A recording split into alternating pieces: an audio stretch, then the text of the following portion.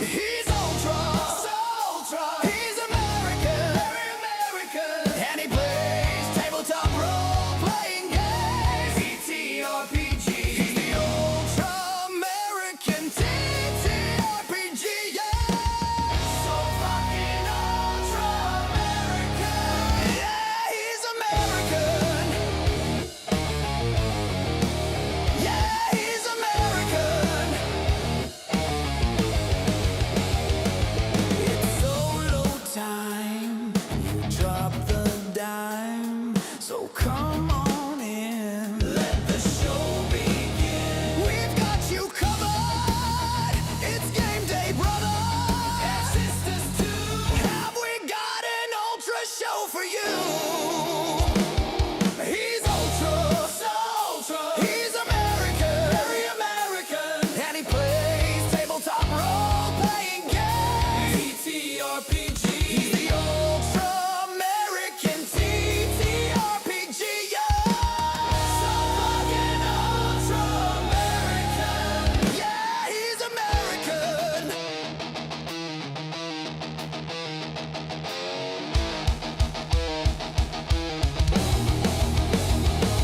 Let's solo because YOLO, and you don't wanna be some bro ho, you know. Yeah, you fucking know. So let's go. On with the show. He's ultra, so ultra. He's American, very American, and he plays tabletop role-playing games, TTRPG. He's the ultra American TTRPG, yeah. So fucking ultra American, yeah, he's American.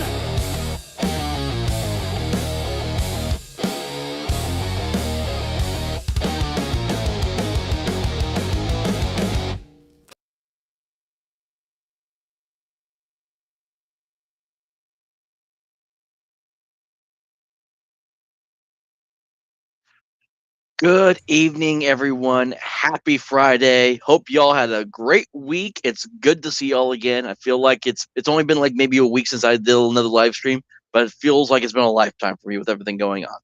But I am, as always, the Ultra Mega TTRPGer, aka the Jones of Classic Gaming, aka everyone's favorite American Tiefling. And I am back here once again with Mr. Mark of Amazing Game Productions himself. This time, though, we're not going to be having a roundtable discussion like we did a couple weeks back. No, we're actually going to talk about Tales of Trinity City, the game that he's been working on. So, Mark, I guess for those who didn't get to see you last time you were on here, just tell everyone again who you are. Hi, I'm Mark from Amazing Gaming Productions. I've been working on Tales from Trinity City since 2019. Actually, I'm almost on the 7th year of actually producing it. I know the secrets of how to work for 7 years on a project without going completely batshit crazy. Like some people may actually find themselves going through. But I won't go into that tonight. We're going to talk about Tales from Trinity City. I started it because I wanted to tell better superhero stories. Because even at the end of Phase 3 from Marvel Cinematic Universe, they were doing some stuff.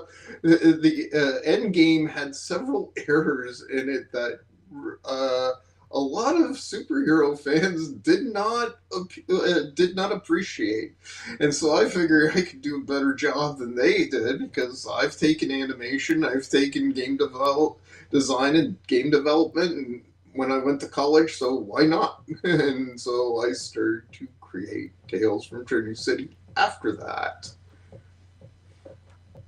Yeah, so I mean, I've actually so one of the biggest things, like I play all sorts of various TTRPGs, and hold on, I'm trying to get a specific one out because you maybe remember that I had this one because one of the hardest games for me to try to get into and play is superhero TTRPGs because the majority of them are always either too crunchy for me to want to get through it, or it's almost too simple enough to where I can't create like the kind of hero that I want. like some games that come to mind first. Like there's the Masks RPG, which is basically if you want to play like Teen Titans game. I mean, hold on, sorry, I got stuff all over the place here.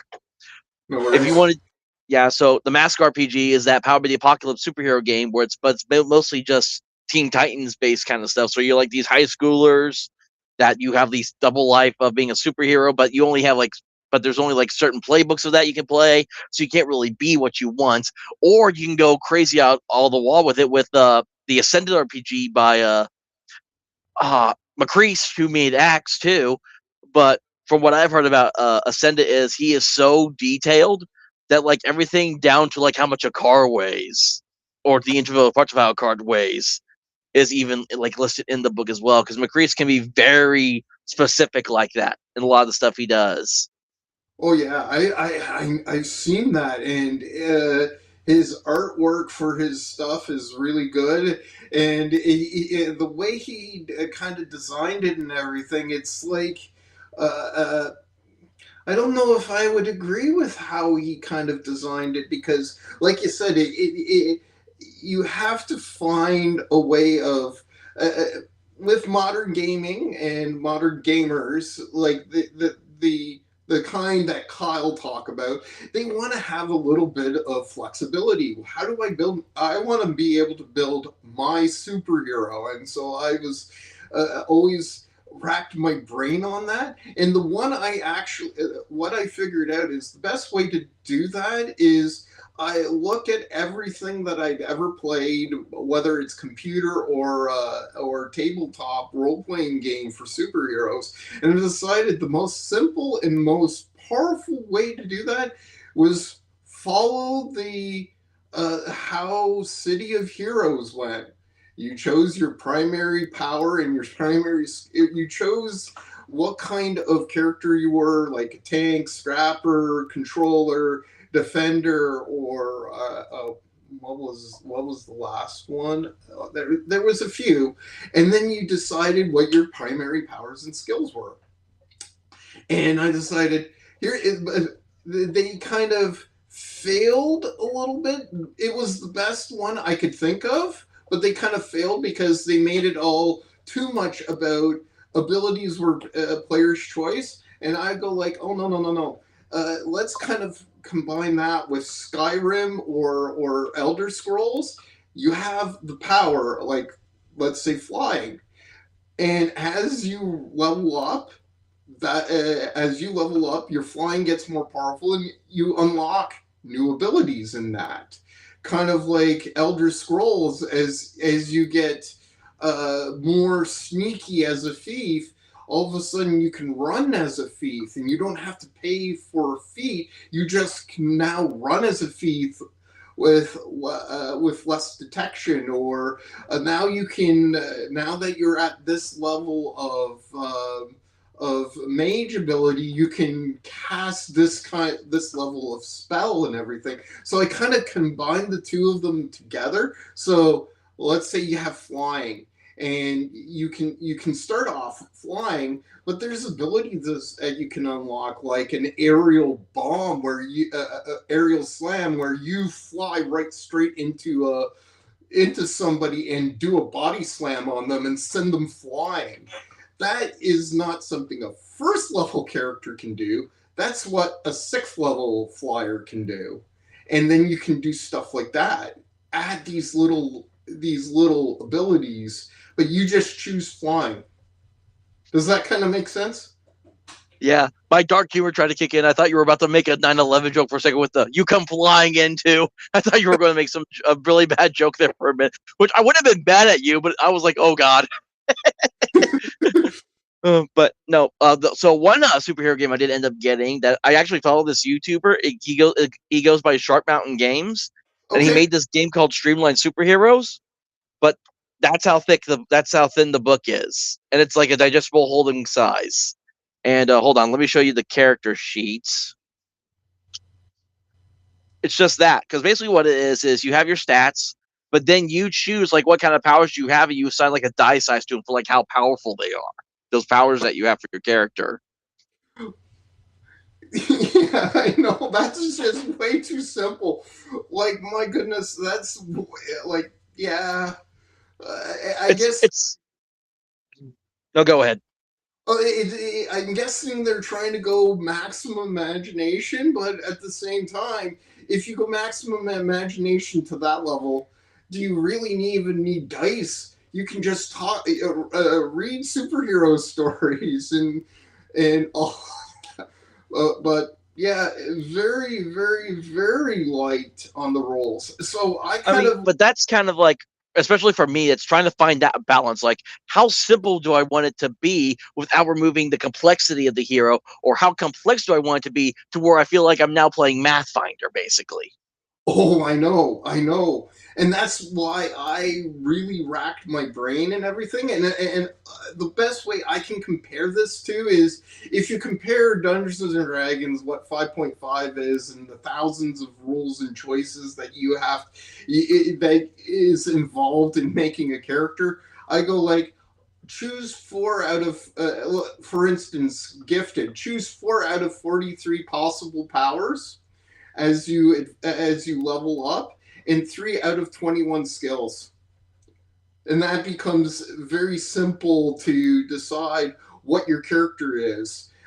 So take your first two primary powers, make the character you did the thumbnail for. I made Uberman, and he has flying, or he can have invulnerability, which makes him a little bit more tanky, or you can do super strength, which would make him more about getting in there and pounding the enemies quite a bit. So that's your choice. What do you want to be? And you can do it in 5 minutes. Make a character, make it in 5 minutes, and then go off and be that hero in the neon lit streets of Trinity City and find out all the plots that are happening in it. That's and there is quite a few plots happening in. I'm not going to explain any of it because I believe in the onion method of world building. There's what you know on the surface, and I provide all the surface knowledge you need to know about Trinity City to make wise decisions in there. But then there's what's beneath the onion skin, and as you keep on digging and digging and digging, there's a lot of things that are going on, and there's a lot of reason why there's unrest and flowing in there, and some of it is very ancient, and some of it's very new. Yeah, I also love that you called him Uberman when the obvious go to would have been Ultraman, but then again, that's almost infringing on DC right there at the same time. So Yeah, so I'm like, why do you go Uberman? I was like, well, I mean, it would be Ultraman, but then that's DC. You got to kind of deal with on that. So I yeah. wouldn't have cared, but I don't care that much about the comic stuff. Like the movies aren't that good anymore. The last one I saw, DC movie that I saw was Black Adam in theaters, and which I thought was good. I own it, so Oh yeah, yeah.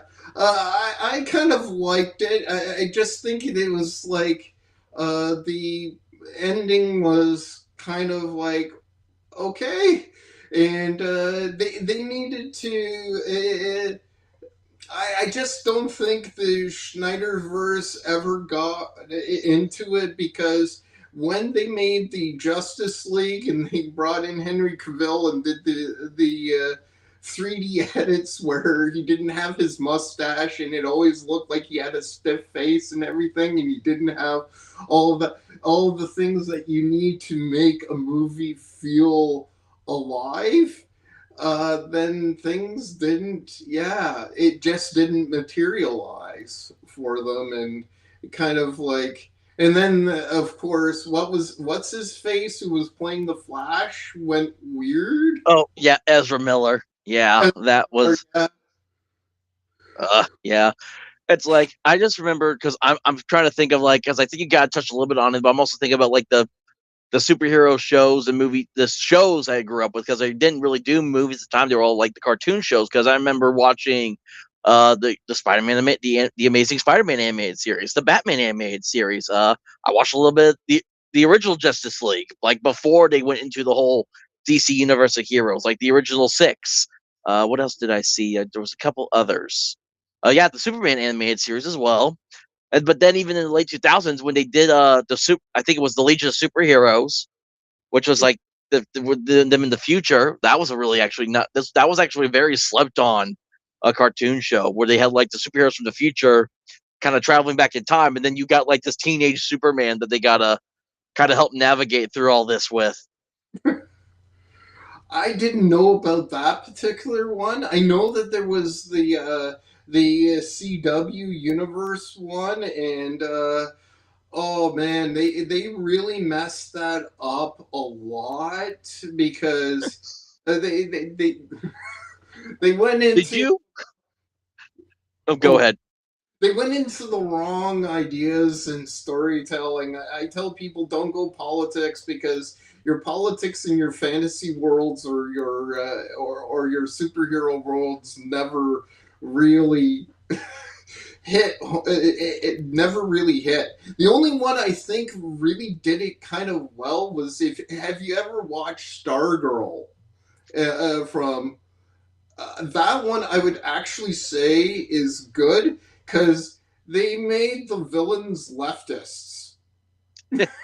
I remember. Well, I mean, you gotta remember. I mean, Captain America was literally supposed to was all created based around American patriotism because he was mostly used for like the World War II stuff. And then Superman's thing before his change, he was represented was truth, justice, and the American way. Oh That yeah, was Superman's motto before they changed it at one point. oh And then yeah. I just remembered this, and I keep forgetting that this is such a it's a cult classic almost now, but it's kind of superhero movies, but it's more Looney Tunes. Did you ever see? I forgot the name of the show, but it was like a futuristic. The Looney Tunes were like down to like all of a sudden this blast happens, and the main Looney Tunes cast of characters get superpowers. Did you Oh ever see that show? no, but that sounds Looney Tunes, and I would love to see that. Oh, let me. Yeah. Yeah, I gotta look it up now. Looney Tunes superheroes.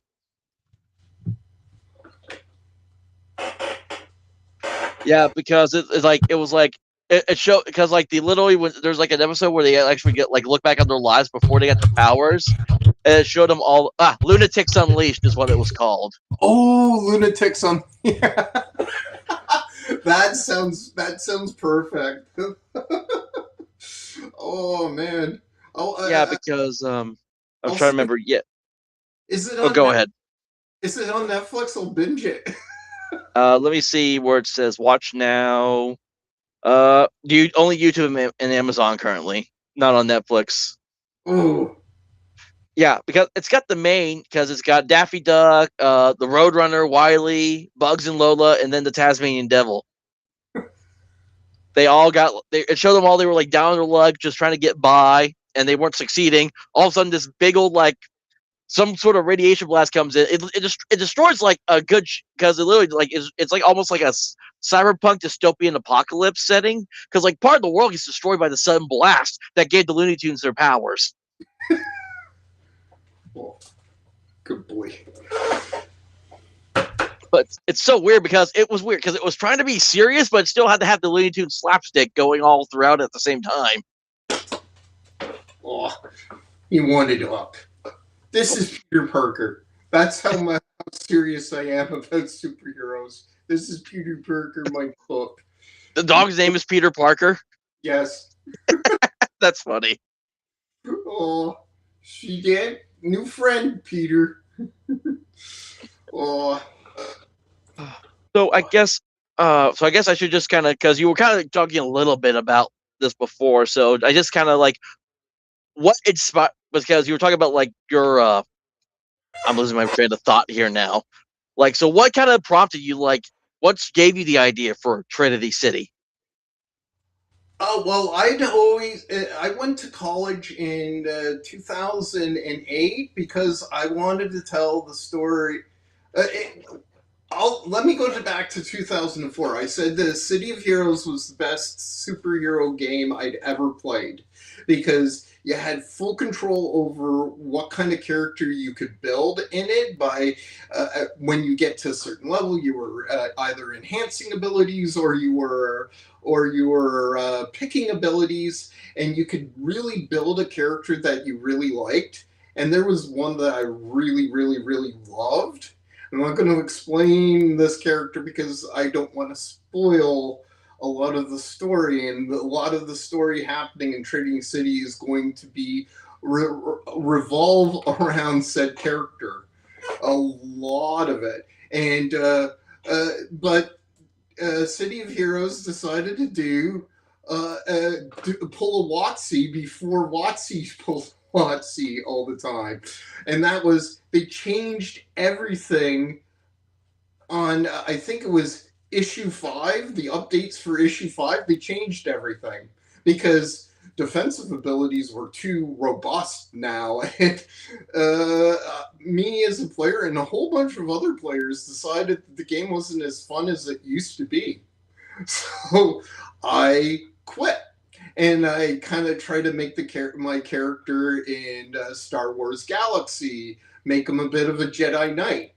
And then they changed it within 3 months. And then I decided, you know what? I would rather make my own game for this character. And I went back to college and took animation in 2008 and graduated in 2012, learning how to game design and focusing on game design and how to animate characters and everything. And then I went back to work because I met my fiance in 2011. Went to work, did my thing as call center jockey all the time. And then by 2019, doing all of these odd jobs all the time, I finally decided, okay, I have to tell the story because if not now, when? And so I made my first, and I decided it was going to be a TTRPG because the big reason why I didn't make it as an indie game because there's too many characters and too much story and too much everything that a single person could do in a lifetime. Like it was way too big, and so I decided I can do it as a TTRPG. I only have to write stories. I only have to write the rules, and that is a little bit more manageable than doing all of that plus making the environments and making the characters and animating the characters and making all of the things that the character is going to use, everything else. The whole there was a productivity thing that I that guided me to make that choice, and that was the 20/80 rule. Do 20% of the work, that's 80% of the result. And so I decided TTRPG because it's a whole lot more manageable and gets 80% of the work done. So if a video game company ever did come my way, I have something that they can use to build their game. And they can build the game with their 50 people, and I can just be the creative director who gives them all the story and all the advice, and they can pay me for it. You know what I mean?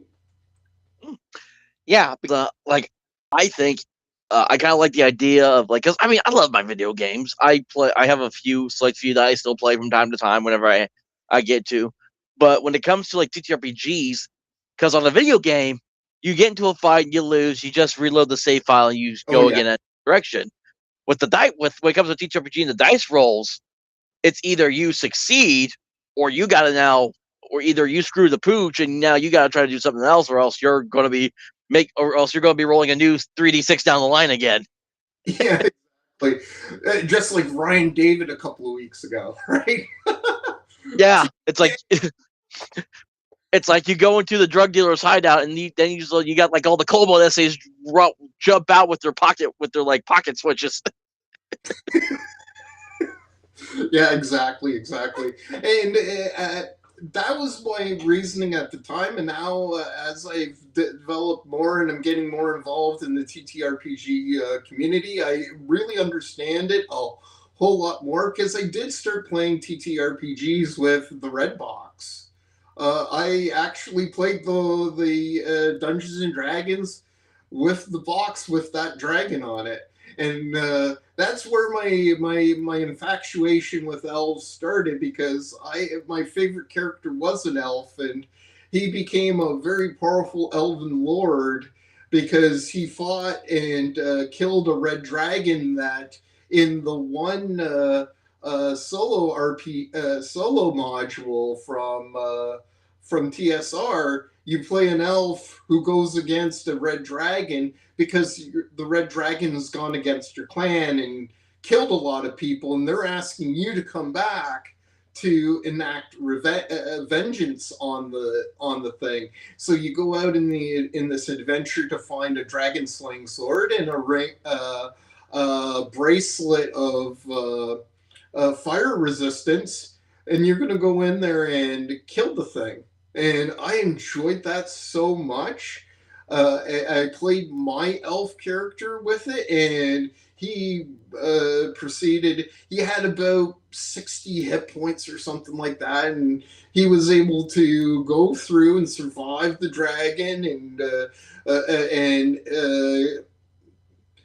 get justice against the thing and bring in and it became an elven lord for the elven people by getting to level 10, and that was a fun my very fun first character. I can't remember much of the other characters I played except for him because it was so fun, and now I've created probably a very unique elven race for my system. Uh, I kind of like what they can do. Yeah, I remember. See, because again, I started like late. I started 2019 with TTRPGs, and I started with. It's funny because I started with Powered by the Apocalypse, and now I find my way into this OSR sphere. So I have this. So I have this concept of mine. I stick with where it's like I still want to be able to tell a good story, but I'm not going to sacrifice the game mechanics just for Oh yeah. story's sake. I still want to follow the rules, and whatever story comes of it, that's what's going to happen, basically. But I remember because I'm usually the forever GM. The very first time I ever got to play a game, because in City of Mist, you're it takes place modern day. You're just normal people with powers of some sort. It's based on myths, monsters, legends, and all that. So I had this really smart high school kid, but he was the Rift, as they're called. He was the Rift of Joseph from the Bible. So he had like this varsity jacket that was the coat of many colors. It was like a rainbow varsity jacket. Nice. I And, like. yeah, and it had like I think I gave it like he had like spiritual protection that it provided, and then he had divination powers, so he could like see things through dreams and even like maybe see into the future a little bit. So he had like all those kind of like dream based kind of powers as well. Then the very first time I ever played D&D, a buddy of mine, a Magic Man, shout out to you. He did a conversion of the Call of Cthulhu module Horror on the Orient, the Horror on the Orient Express, but he did it using 5th edition instead of Call of Cthulhu. And I played a Dark Elf Gunslinger. The problem with my character though is I didn't realize that you had to have a good dex score to shoot a gun. So Oh, I made Dexter dump stat on accident, basically. oh my, that would have made things a little bit more difficult. Oh man. Yeah, I think because I remember I think I joined about like halfway through the campaign because they had people leave and then they were looking for new people and I decided I'd hop in just to say I played in the 5th edition game. And now because of my other friends, I get to now say I ran a 5th edition game because I'm currently running Curse of Strahd on another channel. So, but I've twisted things a little bit to make it my own instead of just following like word for word from the module. Okay, good. Yeah, that's exactly what I mean. You don't have to go word for word about your character. Your character in the from the powered by the apocalypse. You can actually make that character in my system. Oh yeah, There, you can have dream powers by taking astral senses. I basically kind of followed the kind of powers for psychics. I followed the powers that 11 has out of Stranger Things. If you've watched it, so she can go into sensory deprivation tank, close her eyes, and see things remotely wherever, and have. And I also add prophetic dreams, and then you can start to uh, create astral energy within the real world, so you can do some interesting things like put people to sleep, give them nightmares, which would make them go take damage at the same time. And at the same time, with spiritual defenses, uh, another power within the game is celestial foci, and it gives you a lot of spiritual protection against the kind of demonic forces that are at work within Trinity City. It's just most people don't know that they exist or what they're doing. I have so many characters that I made for that City Mist game.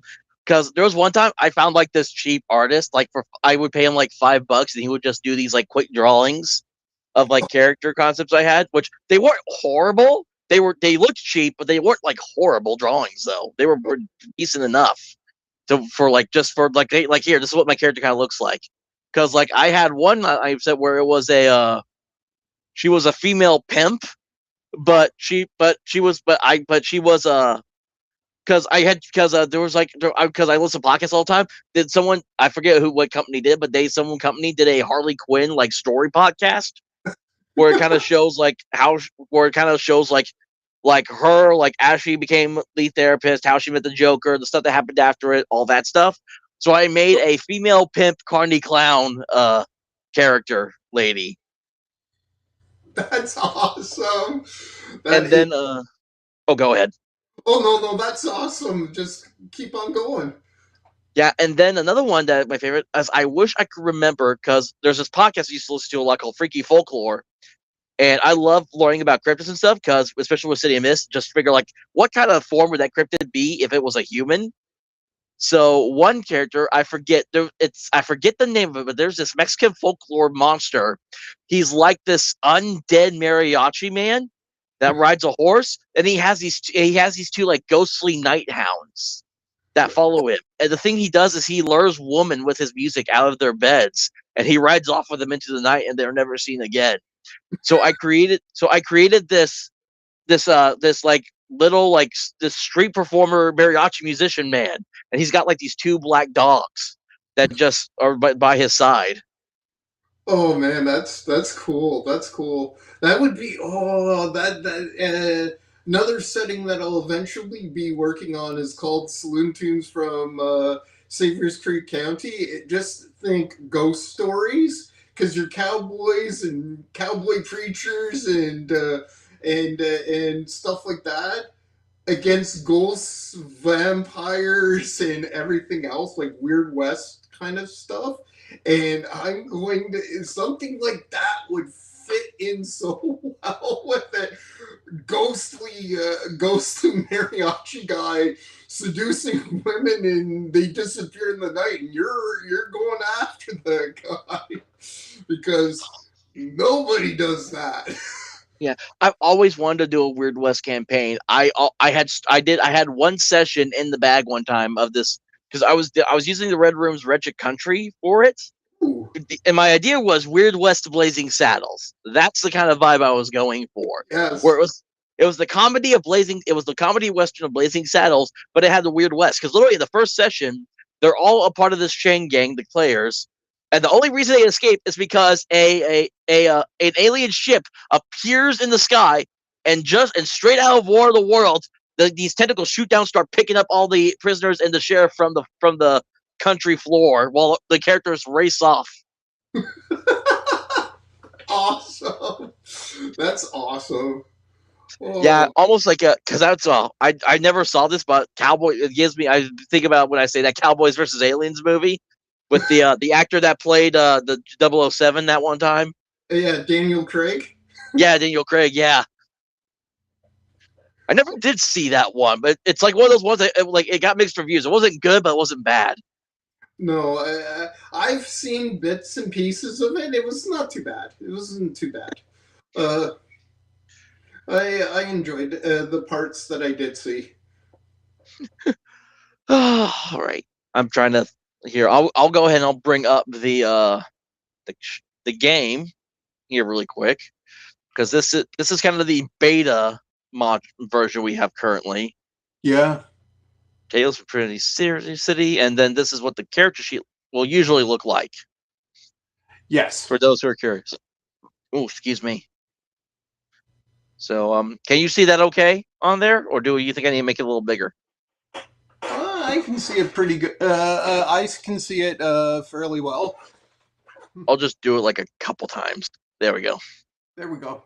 Yeah. That's the character sheet, and then I'll do this one a little bigger because I like doing the 2-page sheet spread more than just the single page because it's easier to scroll down on and read sometimes. Oh yeah. Yep. So this is a character that I because I came up with this concept for this character a while back because it was based off because one of my favorite superheroes from DC Comics besides Green Lantern, because I'm also very big on the anti-heroes. So Ooh. like Punisher, Ghost Rider, but I remember I bought when I bought Under the Red Hood on Blu-ray, and the first time I watched that, I instantly fell in love with Red Hood, aka Jason Todd, for those who don't know. Okay. But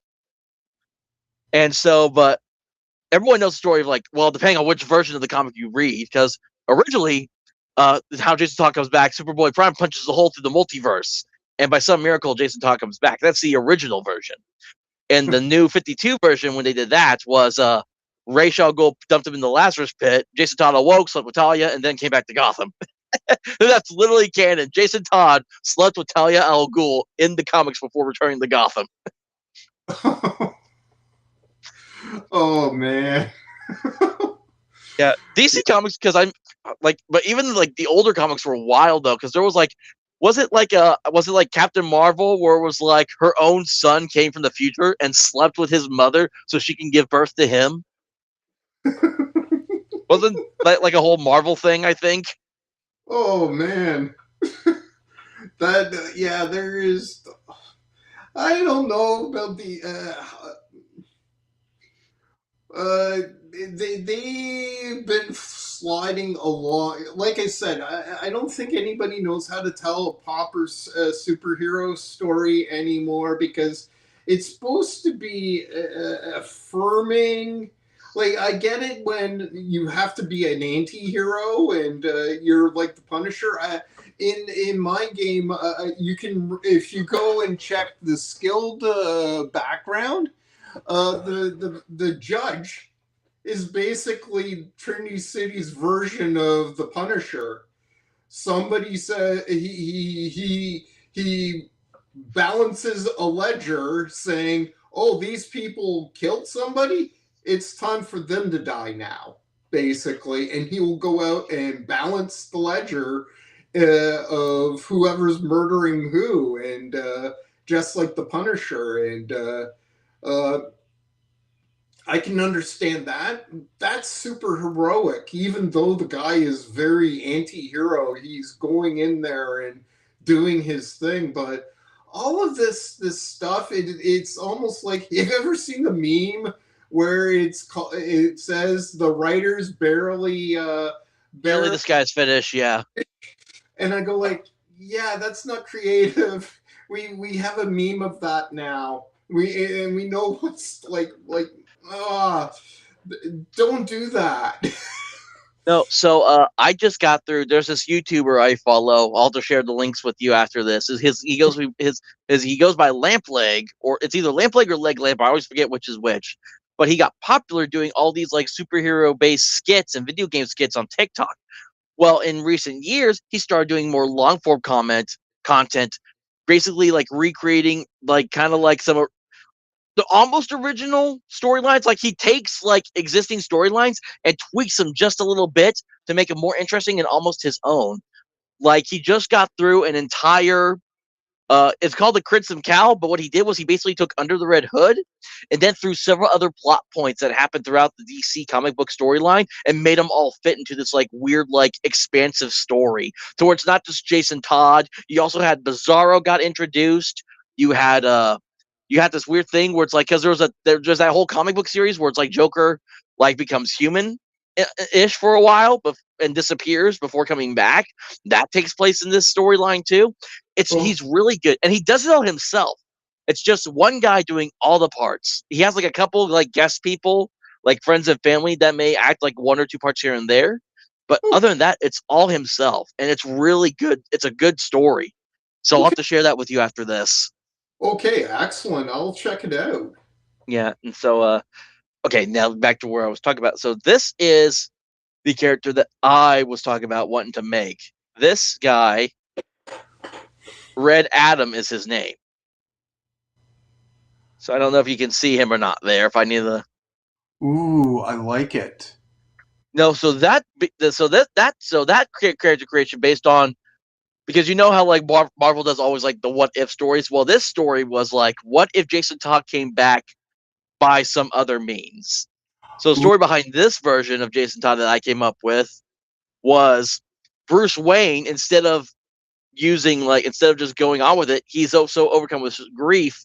He actually starts diving into like magic to try to figure out how to bring Jason back, and in the process, uses his funds to go to whatever country that Black Adam lives in. I forget the name of it off the top of my head. And Black Adam, with the power of Shazam, brings Jason Todd back to life, only for Jason to then wake up and steal the Black Adam's powers from him, but and becoming Red Adam in the process.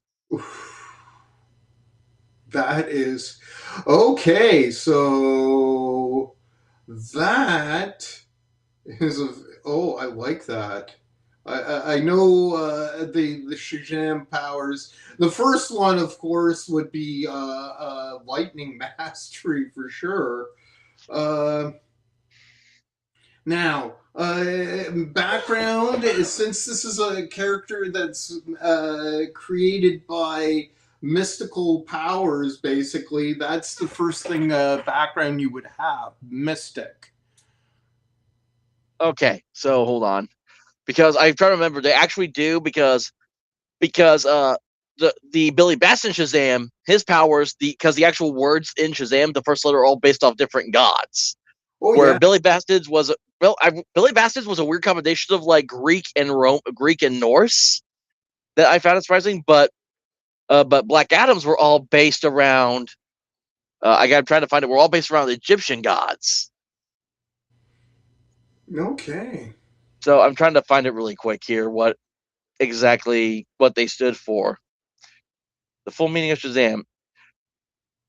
Yeah, because he got powers derived from Shu, Heru, Aman, Zehuti, Aton, and Mahen. Now, if I can just remember like what exactly those powers they gave him, Uh, from what okay, so it's like because like it's like the speed of the wisdom of I'm trying to freaking remember the top of my head. You'd think it would be easy to remember. Oh, here we go. Found it. It's the yeah, it's the crap, I just lost it. Yeah, it's a huge thing. Yeah, it's the stamina of Shu, the swiftness of Horus, the swiftness of Horus, the strength of Amon, the wisdom of Zehuti, the power of Aton, the courage of Mahen, the power of Isis. Oh, that's a second one. He has recent. That's a whole other thing. That's separate. Yeah, so basically all the names of the gods that are used to give him his powers may spell out Shazam. So yeah.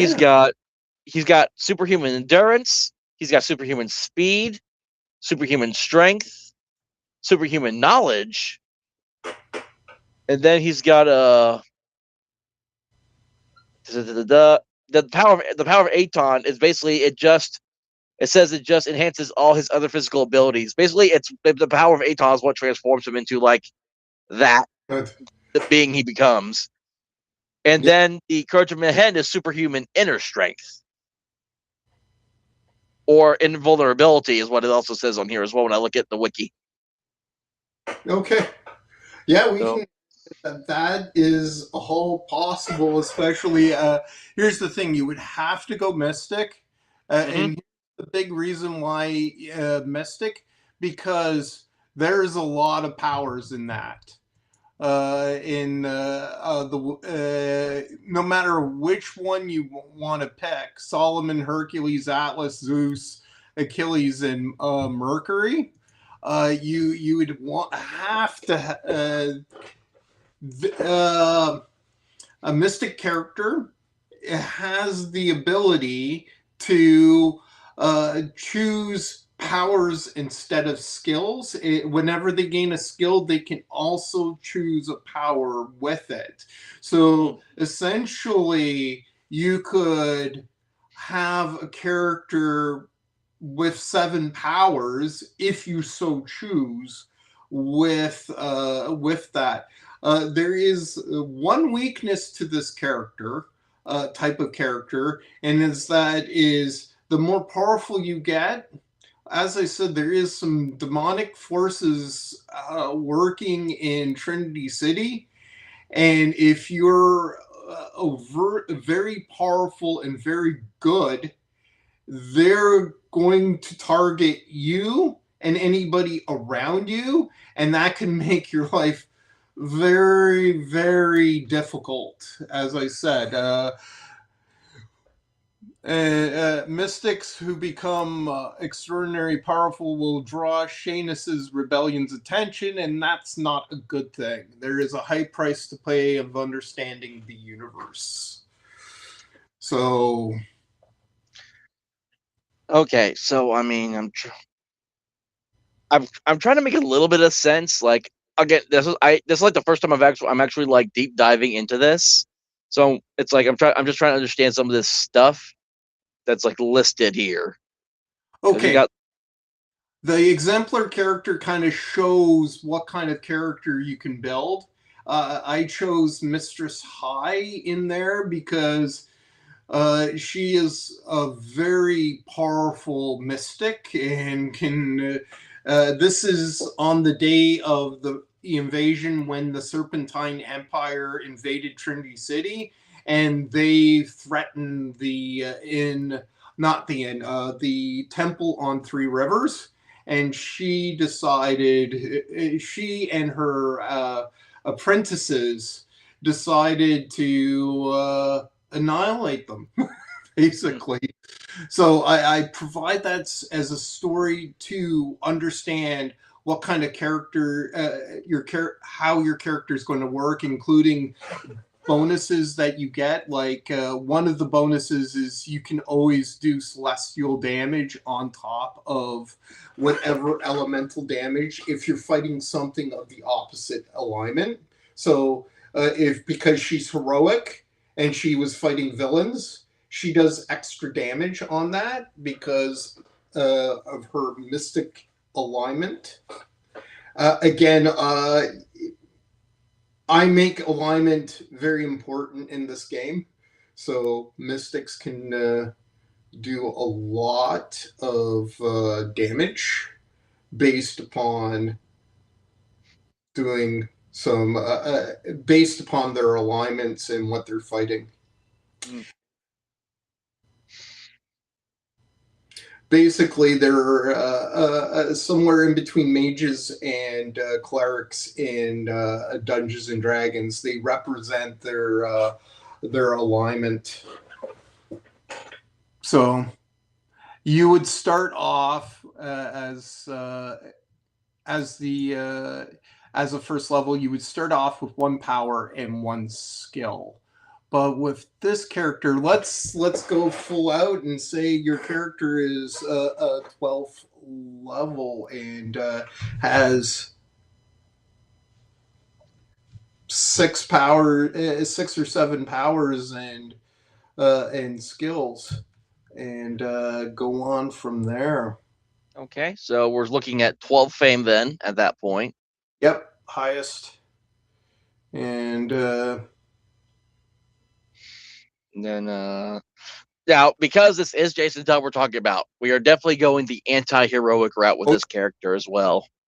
well, that's going to make it even more fun because anti-heroes have and for anti-hero, give them. Oh, Are you there? yeah, we just switched over.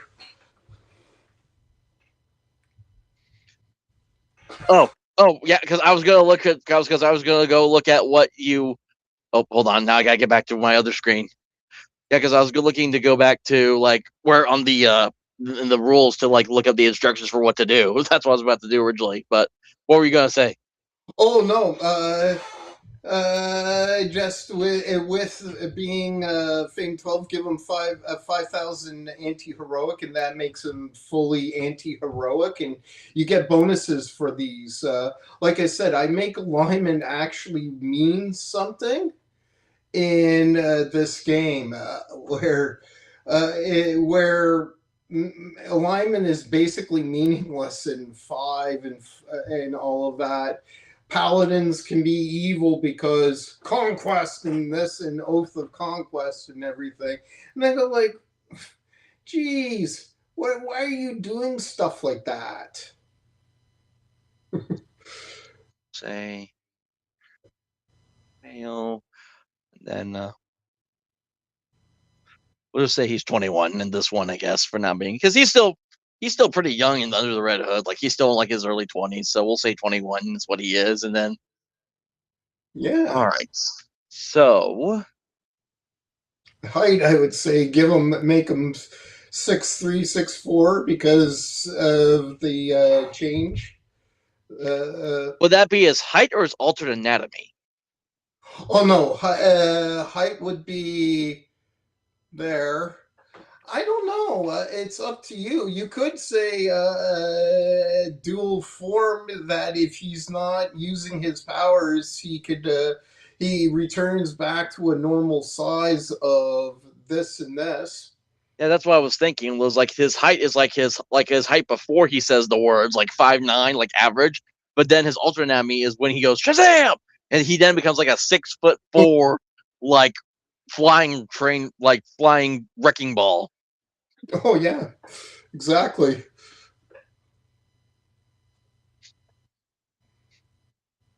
Yeah, and altered anatomy. Yeah, six. Like six, we'll say like 6'4". And then put in 240 pounds slash 240 pounds because we have weight as well. Yeah. Uh. And that's important because super strength people are, it determines what people can lift. So somebody with super strength would have to have at least be able to at least lift 800 pounds to throw you. Hmm. They could lift you up, but boom. Yeah. Okay. So this is interesting. So I'm gonna do this too. So the weight. Well, I will clarify that as like his normal human weight, which for comic book, I just looked up comic book wise, he's 200 pounds. His alternate anatomy will be the 240, 250. Yeah. 100 pounds. And then let me click back on here. 6'4", we'll say 250. And he probably, and it's not even the fact that he looks 250 pounds. It's like he just becomes this like, he is as strong as a 250-pound man would be. Yeah. Uh, Nice. all right. Now, do we need to go ahead and put down his powers first, or do we need to do all this other stuff up here first? No, your opinion, should I put powers and skills up front? Because that's what determines all of the everything else, basically. So, and then abilities are also based upon powers and your skills. So, knowing certain maneuvers as whatever you decide on your combat, whatever you decide on your powers and everything else. So, Mhm. Huh. Well, I guess I'm trying to understand, like, what's this prim, the sec, and tear? What are those supposed to mean? okay, Prim 1 is I had to go as short as possible. I guess I could change that. Primary 1, primary 2, or supplementary. And then secondary 1 and 2, and tertiary 1 and 2. And basically, those secondary 1 and 2 and tertiary 1 and 2 exists because, as I said, mystics and also technicians can use skills to learn powers. So, let's say you have a secondary one, you're choosing cosmic will, but you're foregoing your secondary skill and you're learning something like energizing endurance so that you really beef up your will and which would be your mind, and how much power your will do. And since you're doing Shazam basically things, lightning bolt would this character have lightning bolts like the classic Shazam or Black Adam? That is what I am trying to see because okay, so superhuman endurance. So he has godly metabolism, a superhuman speed, superhuman strength, superhuman knowledge. So he's super smart. I would assume the power of Aton is where the lightning stuff would come in because it says under it there's mystical transformation, physical enhancement, spell source, advanced healing, interdimensional travel, and electrokinesis. So Okay. yeah, the electrokinesis falls under the power of Aton. Okay, so we would go lightning mastery, and how would you envision this character? Do you see it more of I go right in and smash through things as a damage dealer, or do you want to be more of a tank for this character where they can take some hits, as many hits as possible while doing their electrical damage? So I am playing myself in the mind of Jason Todd, the character here, because this is what this is based on. So Jason Todd always goes in for it. But you got to remember, he was trained by Batman, so he thinks and plans ahead. He knows what he's getting into. He knows like maybe 10 different ways to approach a situation at the same time. And then now with the superhuman knowledge that he just got from this powers, as I've now stated, you have someone that's also not you have someone that's both brains and brawn now. Yeah.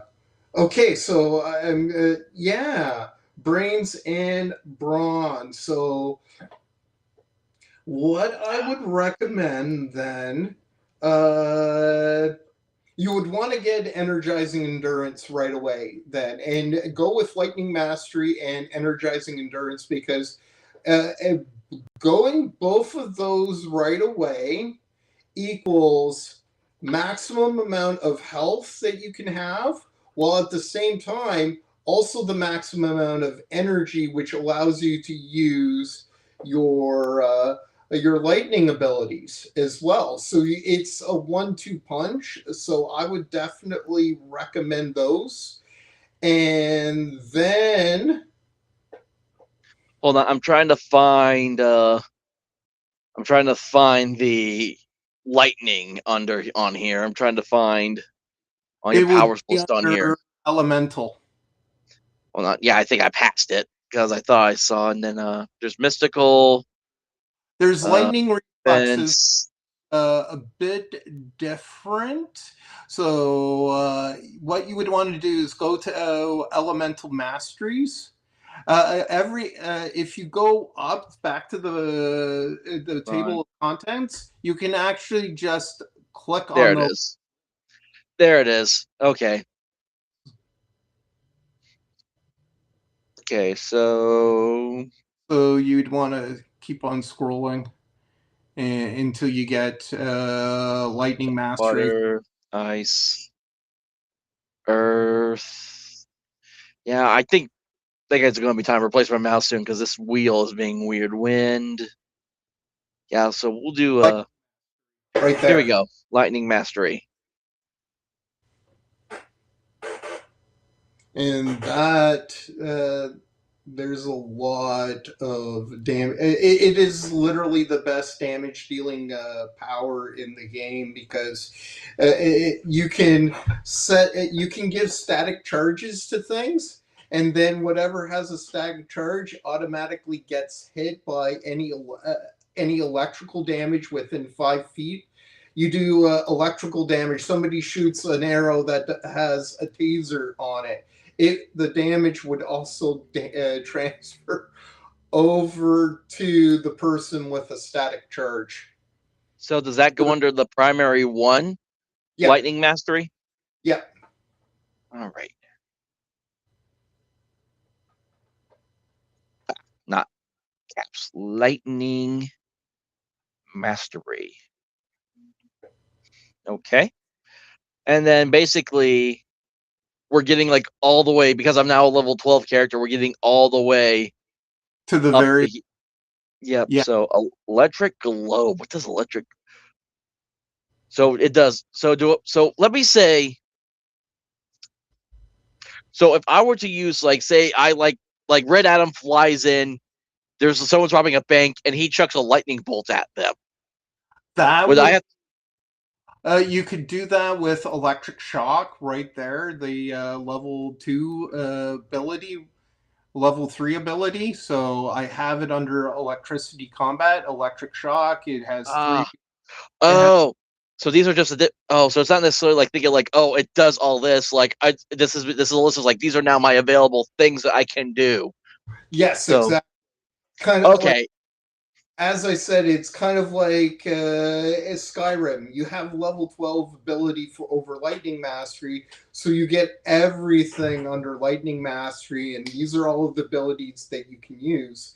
And then you can, on your character sheet, unfortunately, I can only do 15, unless I want to have 3 or 4 page character sheets, and I know how much people actually like that, that I go like, yeah, there's only so much room, and so I would always, oh no, 18, sorry, 18 abilities. So I would what I would advise people on these character sheets, just write the abilities that you use the most and what they do and how much energy they cost and everything and their effects.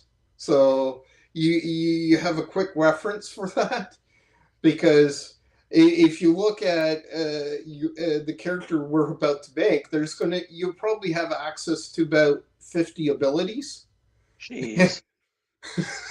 and you're going to decide what you want to use. What's your abilities that you would want to use?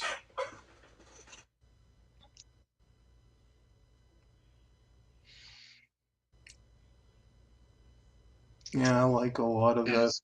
taser touch. Your melee attacks stun. Just punch a Yeah, guy, jeez. and they're like, oh, Yeah, stun. this is going to be one of those games where like I could write like the bare basics down, but I would still like have the book like on hand in case I ever need to like switch tactics and do something else. Yeah, and the great thing with mine, if you try to do that in Dungeons and Dragons, good luck with that because if you have over 50, 60 spells, what pages are they on? Mine, I can say, oh, just go to a lightning mastery and you can just check it. Oh, just go to flying and check it. Go to this and check it. Go to that and check it. And then you can just go like, oh, boom, boom. And everybody can. And about 2 minutes. You know what you could really, what would be a really cool thing to make for these, because it's a thing I've seen lately, especially with if we with people who play magic casters, losing my words again. If you made like these powers as like as like their own little cards, so Oh, you could have all the powers on different cards. Now that's going to be a very big deck of cards, but you could split them up however you want to as well. So that way you'd be like, hey, if you're like doing lightning mastery, here's all your lightning mastery cards. If you're doing like the wind mastery, here's all your wind mastery cards. That oh, kind of deal. that gives me a slightly different idea. How about just one card, make it a page, and just a brief description for all of them? And then you have 40 cards that people can get, and then it's just like boom, this is what this does, this is what that does, this is what that does, how much energy it costs, so it's quick reference. That's even better. I love that. I love Yeah, that. Thanks. because that's the thing. That's the thing that I've been looking into is like I want to play a sorcerer character, but it's like I can't remember the spells all the time on the character sheet. And I've actually seen people like, hey, there's like free sites out here where you can like, hey, here's all the spells for like a sorcerer. You can print them off yourself or just order them online because there's people who have taken the time and actually made the cards themselves. But like I've gotten the thing, like I have some decks lying around that I've just printed off, cut out, and I put them in card sleeves with just print them on cardstock paper. Okay. Okay, that's a challenge for me when I get back to game development. Okay, definitely think about that. Maybe not. I want to get the rule set done for Mr. Myra next. Mm-hmm. I really want to do that because uh, I have an incessant imagination that whispers into my ear saying, "Do it, do it, do it, do it, do it, get it done." It'll only take a couple of months. Oh man. Okay, so here's the next one I want to focus on because it literally is the first power that when you go in the Shazam is super strength is the next one. So would that be? Would I just scroll back up? Would I just put that in the P2 SUP line right here? Yep. All right, super strength. Yeah, because the And then lightning mask is decide power. which one it is. So is that a supplement, which would be you gain that at level 3 or Fame 3? And or is that a primary ability? I think the super strength would be a primary ability. Okay.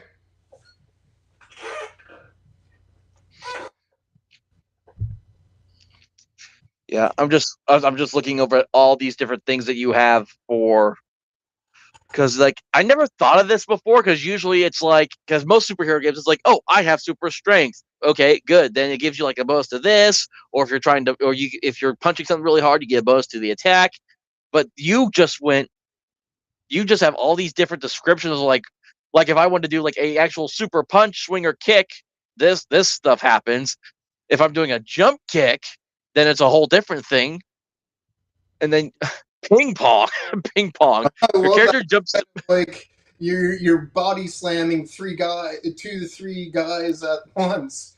Bang, bang, bang, because you can just jump forward and smash into them. Yeah, I loved thinking about doing stuff like that. The stronger you get, the farther you can jump, and that means you can ping pong into people and send them flying. that's I funny. It's like 3 guys at once. I'm not your mother on a Friday night. exactly. I want people to feel like they're superheroes.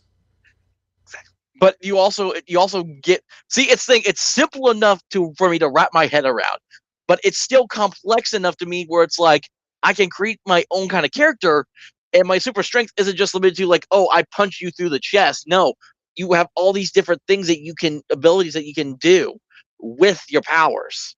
Yeah, exactly. Exactly. The reason why I chose these kinds of abilities is if you think about the character who epitomize the 2 characters who epitomize uh, uh, super strength the most. Well, Superman is less. He just punches and wrestles a bit because he's not that.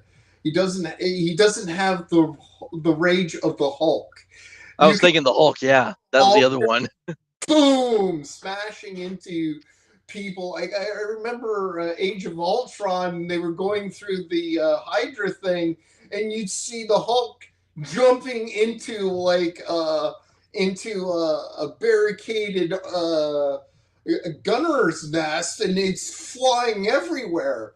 Well, that's obviously because he can jump very powerfully because he's incredibly strong, and so why don't I have?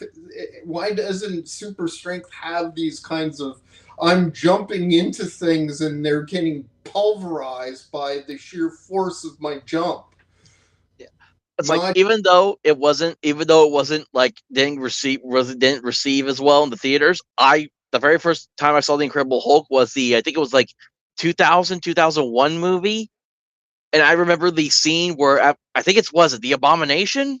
Is that the yellow version of him from that mercenary becomes into that fight scene where after he leaves from the helicopter, like lands like into the street and then just comes out with the arm and starts fighting abominations out the city was like a really cool boss fight to watch. Oh yeah, I know, and the throwing things, and the smashing, and the just slamming your foot down into the ground and everything. It's just like, yeah, I I actually personally like that, especially if you get the extended edition, because you get the one scene that makes Hulk make sense. Bruce doesn't want to be the Hulk because Hulk almost killed Betty, and mm, you understand his character, why he's like, no, I don't want to be the Hulk because I almost killed the woman I love. And then they changed. They didn't get Edward Norton, and they just brought in Mark Ruffalo, and then the MCU wasted the Hulk's whatchamacallit, character arc in the entire thing because, mm-hmm. uh, like I said, Professor Hulk, I said this with Dean and Vicky, and I talked about it a little bit. There should have been a scene where Bruce Banner and the Hulk were fighting each other, changing back and forward in front of a psychologist who's white knuckling his chair, wondering if he's going to survive or not. And then after a minute, the Hulk, they merge to become, quote, Professor Hulk, and Professor Hulk throws the psychologist a card for the Avengers, saying if you want danger pay, contact the Avengers, and you see the card float, kind of twirling in the air, and then stop on Avengers, and then the screen turns black, and then Endgame.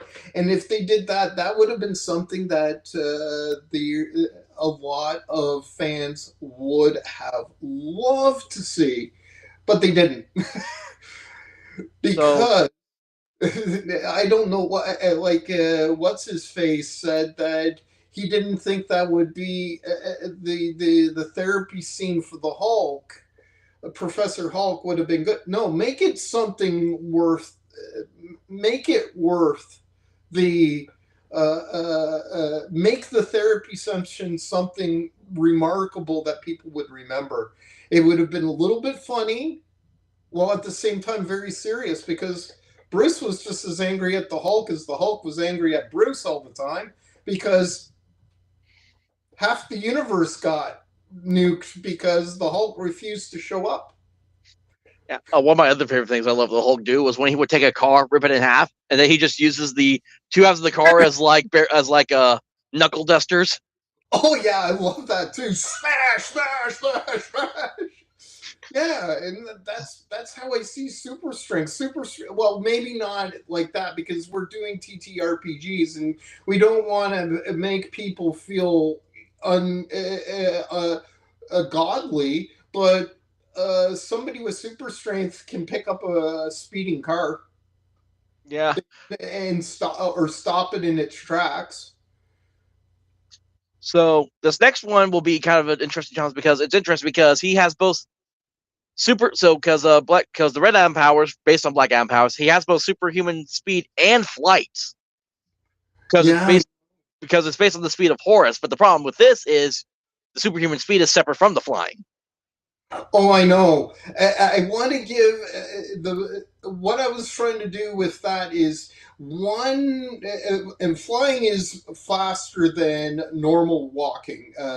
As you can see, you get vertical speed +4 and one half your level of your ability, and then horizontal speed 5 plus one and a quarter of your ability. So you can still have 30 speed as a flyer, and regular people only get 10.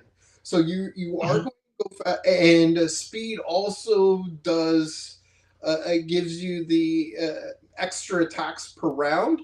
But I wanted to give I wanted to have it balanced. Super speed gives you more attacks, but you're going to only be able to move horizontal on a 2D plane. So where flying, you can actually move around the battlefield un unharmed. So if you're flying 20 feet up, the only people who can attack you are ranged people, and then you're throwing lightning bolts and stuff like that.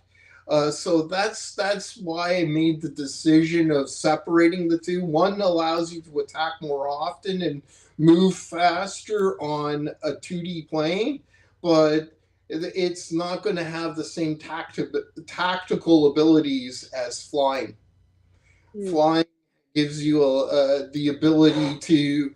Uh, I remember when I was doing these live streams where the kids of the block fought the firefighters, and one of the firefighters actually has fought flying. So he would go fly over the front line and drop a wall of flame on the back row of people, which gives you more tactical ability, and that's what I'm.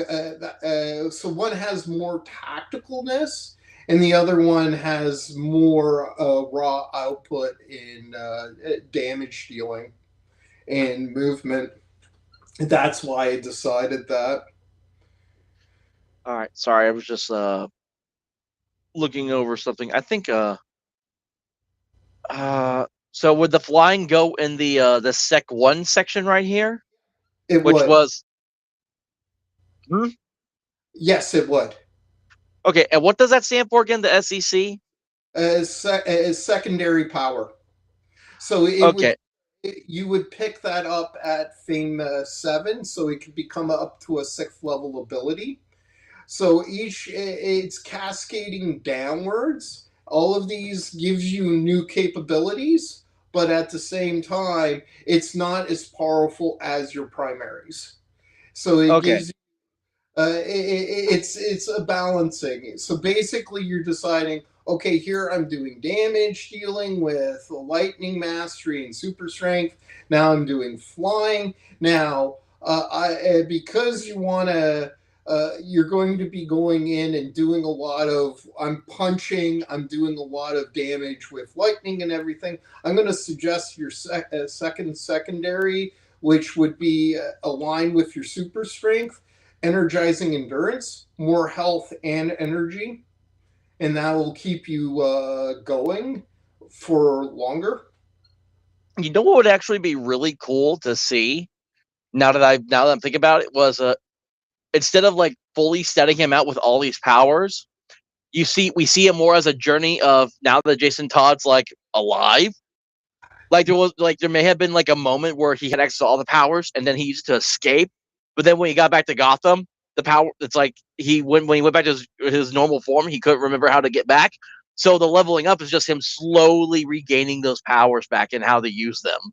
Exactly that. Exactly. I would definitely have that kind of storyline. You can do that kind of storyline in Tales from Trinity City. There's a lot of things that could actually set you back too. One of the things I say in Trinity City, especially since it's called the Fame system, as you become more well known, there's going to be people who are going to come after you. What if you start to rack up defeats because you as somebody got the drop on you and stuff like that? As you do that happens, you start losing. You start capping your maximum level of fame. So that's basically how I do it for most of the fame system. The only ones I'm not going to do that with, and this is to discourage people from being elves as much as possible. If you go to zero, you have to do a will saving throw, and if you fail, you're dead. You've returned back to the wind, your body dissolves, and you've returned back to the wind. And, quote, one of your sisters is going to feel the calling and have a new daughter of the wind. That's it. Your home, your one and only chance is, do I save or not? Because you can't bring them back. They dissolve into the wind, and there is no body left. Uh, but the party gets to decide what their who gets their mithril armor, bow, and sword, though, which would be quite the gain. But yeah, Yeah. So there's no, so I'm thinking because again, the other thing that he would get is also the superhuman knowledge. But that would suggest you'd have to decide the two that I would see the most, and you probably would want to do. There's three mental abilities. There's perception, there's will, and there is judgment. And judgment is basically kind of seeing what's kind of predicting what's about to happen and kind of looking at what's happening right now and saying, let's say you're getting a lot of clues about something and you might have an insight that just bang, you have an insight. Like hang you're on a invest. second, we lost the. Oh, Oh, there it goes. Yeah, it, my computer it disconnected from my computer for a moment and then brought it back up. So we're back. okay, good. And I call it discerning judgment, where discerning judgment allows you to, let's say, go through a crime scene, and then you start to have this impression that as you're going through evidence in something, you start to get what happened there because and why something was happening. So I would suggest for mental decide what that mental ability is. Others like Mm. perception allows you to see things in the environment that others would miss. And then will would is your sheer strength, your sheer inner strength where you are harder to where you can convince others very easily while at the same time be very hard to convince. Now mindfulness is uh, a skill which would add to any of those three that I just said. It's a generalized skill that adds a little bit, but it's within human norms, basically. You're Mm. just very observant and you can take care of yourself. But like I said, you can have as many powers and skills as you want. Mm. So let's take a look at your current character sheet for Oh, Red sure. Adam. Yeah, so we just got the lightning mastery, the super strength, the flying. I'm thinking the one to put the mindfulness skill down because that would be one of his it's because I think the superhuman knowledge plays more into that and not it's not really so much as it's not just so much like yeah it's a power that gives him more knowledge, but it plays more into like he's always being aware of like his mental state and the environment around him like Yeah, they usually do when they're not like out and about too. yeah, exactly. And so mindfulness would be a perfect one for that. Like I said, you get generalized. So Uh, do I put that in primary one or do I put that in a different one? okay, so lightning mastery is super strength a primary or supplementary power for you? That I would consider the super strength. I would consider that a primary. Okay, so you'd want to put that into supplement because your primary one for skills goes to super strength, and then you get a supplementary, so you get plus up. You would get +3 to all of your mental abilities, plus a few other things. Okay.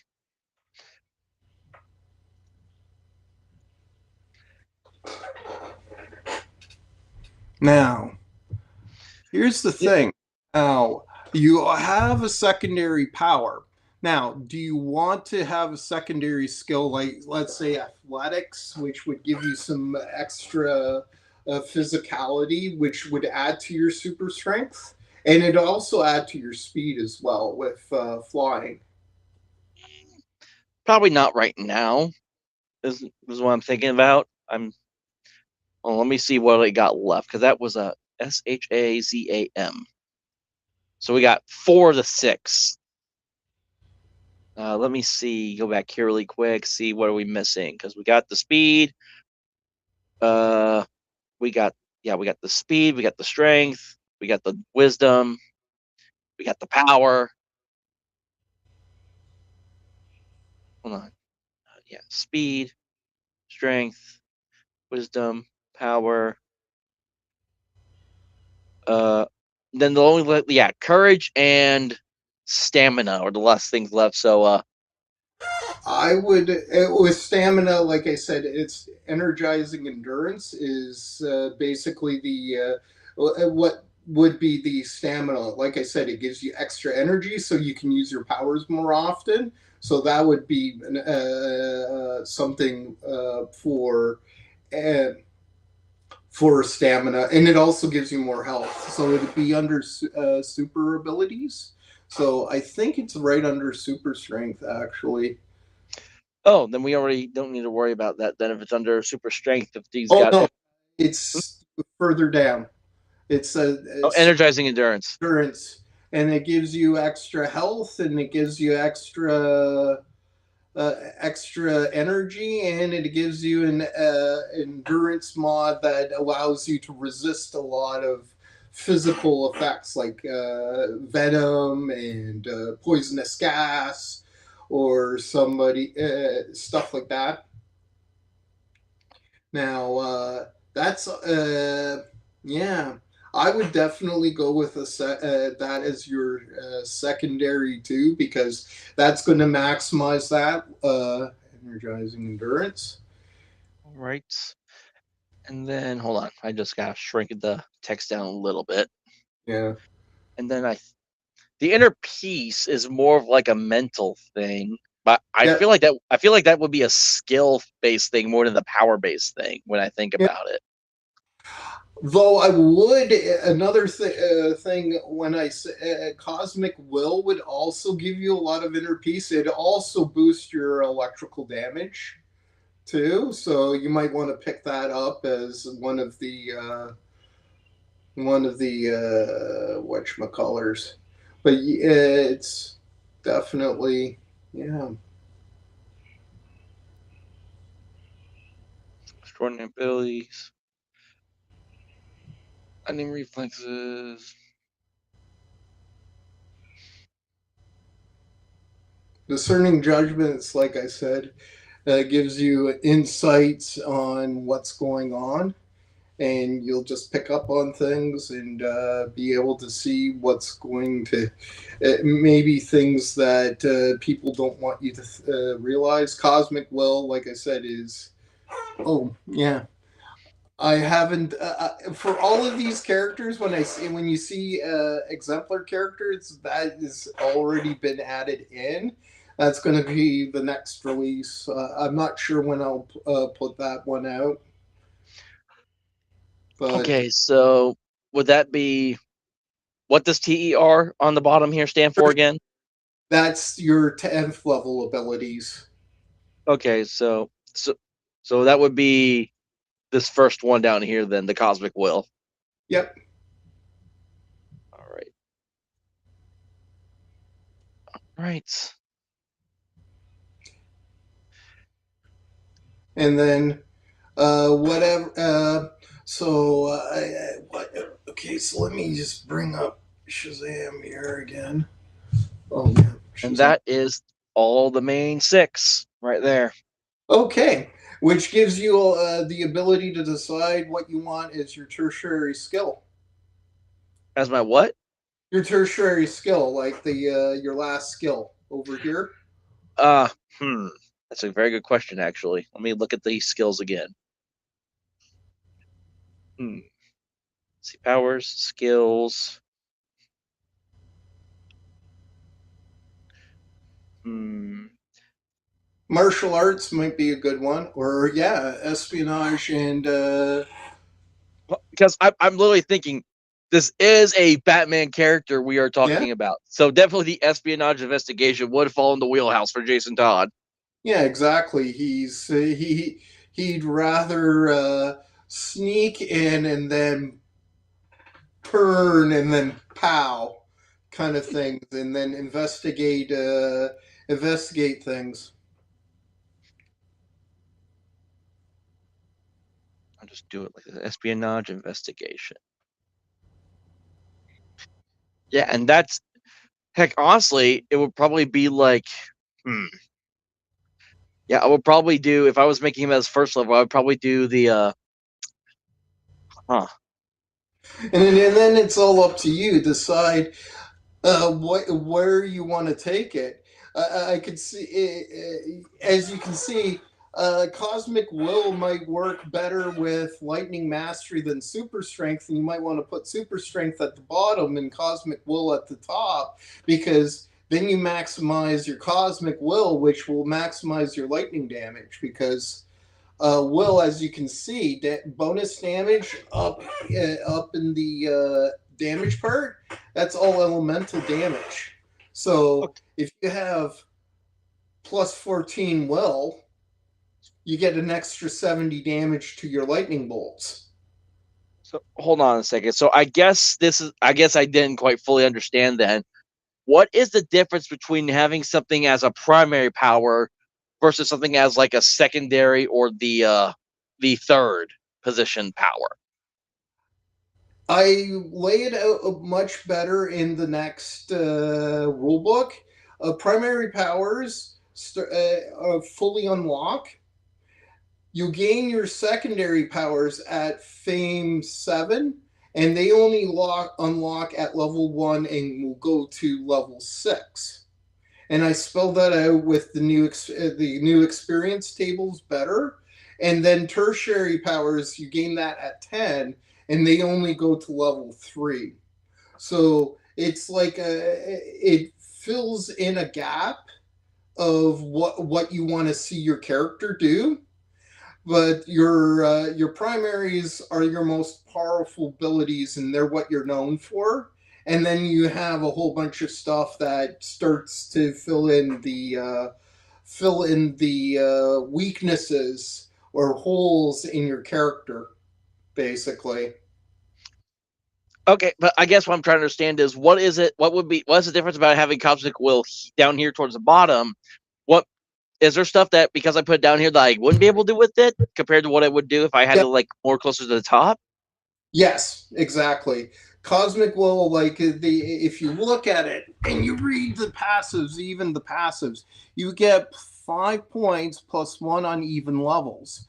So if you can only go to level 3, your will mod only goes to 6. But if you have it at the top and it's a primary, then it goes to level 12, and then you would have a plus 11 will mod, because it's based upon when you picked up the ability. So that's the big difference. So cosmic will would be stronger at the top than at the bottom. So it's kind of like, how do you see your character?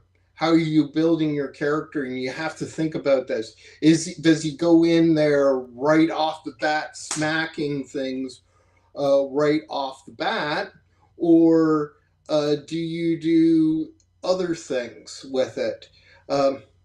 So cosmic will would definitely increase how much damage you do, and with your lightning abilities. And then you could have super strength, which would add an additional 30 damage, for instance, at level 12, 30 physical damage. And as you decide on how you're going to build your character. Okay, so I guess what let me see if I can understand this here because I probably doesn't. I didn't really. I don't know if it explains it any well. So I can't have a primary one power and a primary one skill. I can only have a primary one in one of those. For Mystic, yes, because you have one primary skill and one primary power at the beginning, because you can use uh, powers and skills to interchange. So that's the strength of the Mystic. So you have 5 abilities. That's one more ability, one more power than um, Gifted can have.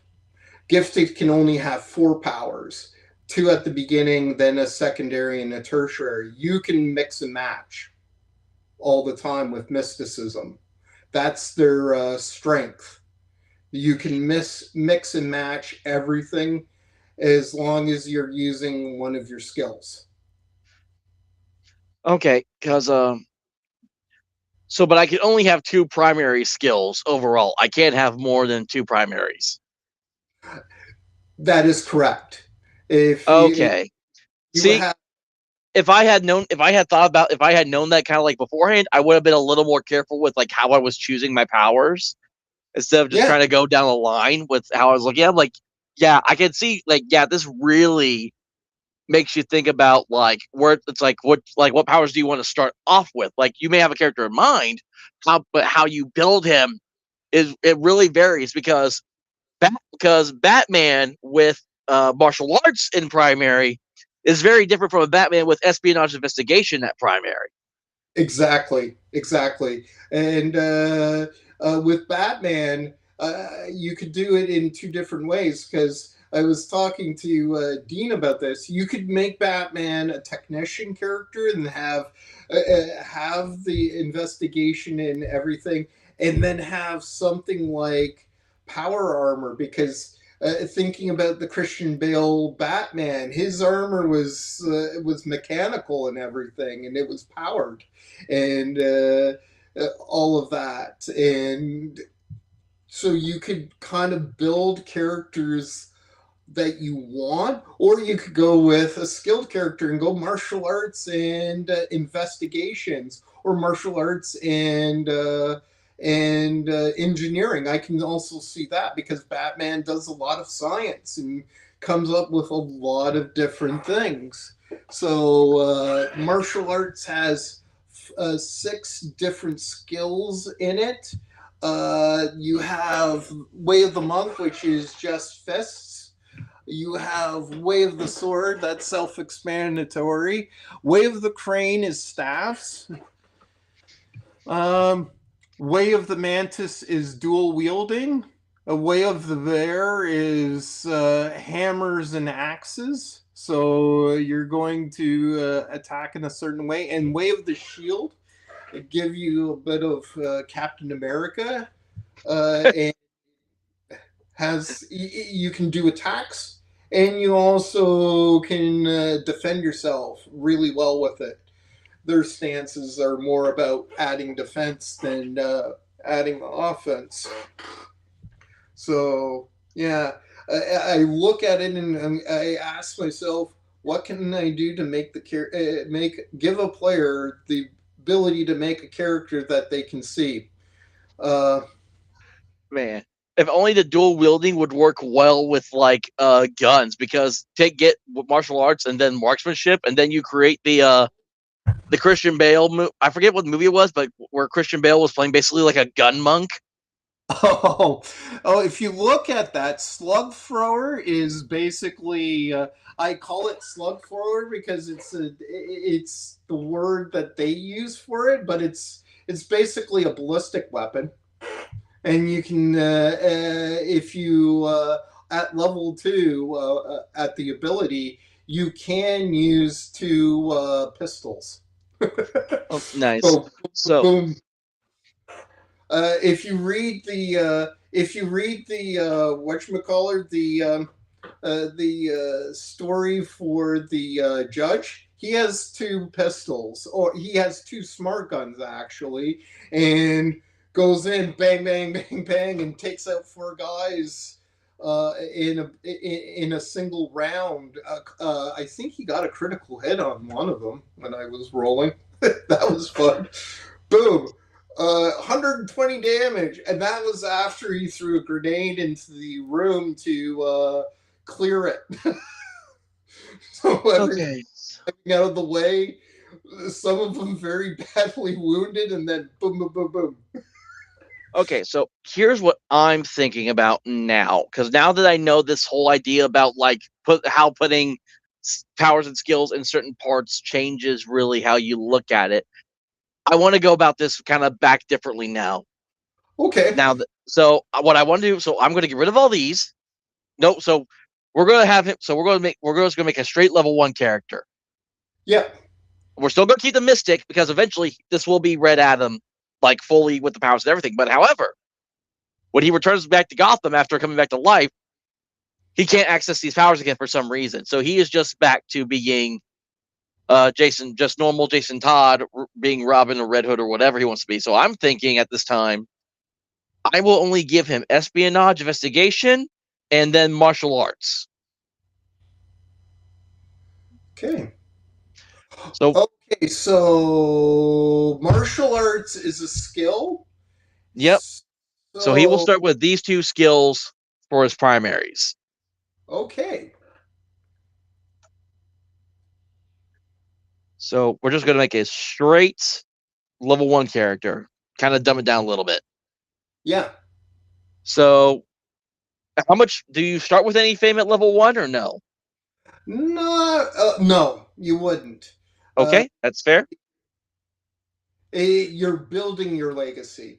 As Ryan would say, your backstory is all the adventures you're going on. You might have 2 or 3 paragraphs saying, "Oh, this and that," and describe your upbringing. 21-year-old who a 21-year-old character who heard his parents talk about uh, a 21-year-old character whose father died in the second riot and decided from there on then to learn the ways to protect himself and his mother, the only family he has left after after 2 siblings was murdered by the Serpentine Empire on the day of the invasion. So this would be a so he would be specifying in the way of the crane martial arts, because if I Oh, recall, that's a because really hmm, good for defense. And as you can see, if you look at that, you gain +1 to your attack rolls and melee deflect defensive rating at 4, 8, and 12, and +1 to begin with. So you can get up to +4 on both, and +3, another 4 from your martial arts abilities as well. So +8 yep. to your. So hold on, I'm looking. So I can do so basically if I have the energy to do it, I can do all these things listed here: the whirling maelstrom, vaulting attack, the flying staff, and the groin strike. I can do all those at first level. No. If you go up and to the original table, Oh, here. Oh, yeah, you're right. You're right. yeah. So I can only do the whirling maelstrom. Well, you can do any of the stances, but you can only do vaulting attack at level 1. Level 3, you get the flying staff, and then level 6, you can do the groin strike. So and it would just scale with scale with your level, your Hold fame. on. Oh, oh, so I can pick three different stances to have, and then one more. Yeah. Okay, I didn't realize that. So that would be, yeah, definitely doing Way of the Monk would be one of them. No, But just whichever one, whatever your uh, see Way of the Crane, you would get Whirling Maelstrom, Precision Pecking, and Furious Pecking is the three stances you would get with that. It's hmm, dependent on the weapon you're using. okay, Because I would definitely not want Whirling Maelstrom to be something everybody would have, because if you look at Whirling Maelstrom, like everybody gets a stance that gives you +1 to your attack rolls. They don't have a stance that also adds to your defensive rating, like hmm, Way of the Crane. And the reason why I chose that is range. You have greater range, and I like the one person on social media put it. If you take somebody who just has a broomstick and they fight somebody who has a wooden sword, something as short as a sword, the person with the broomstick always touches first. And the person who with the sword doesn't, because it's too great of range.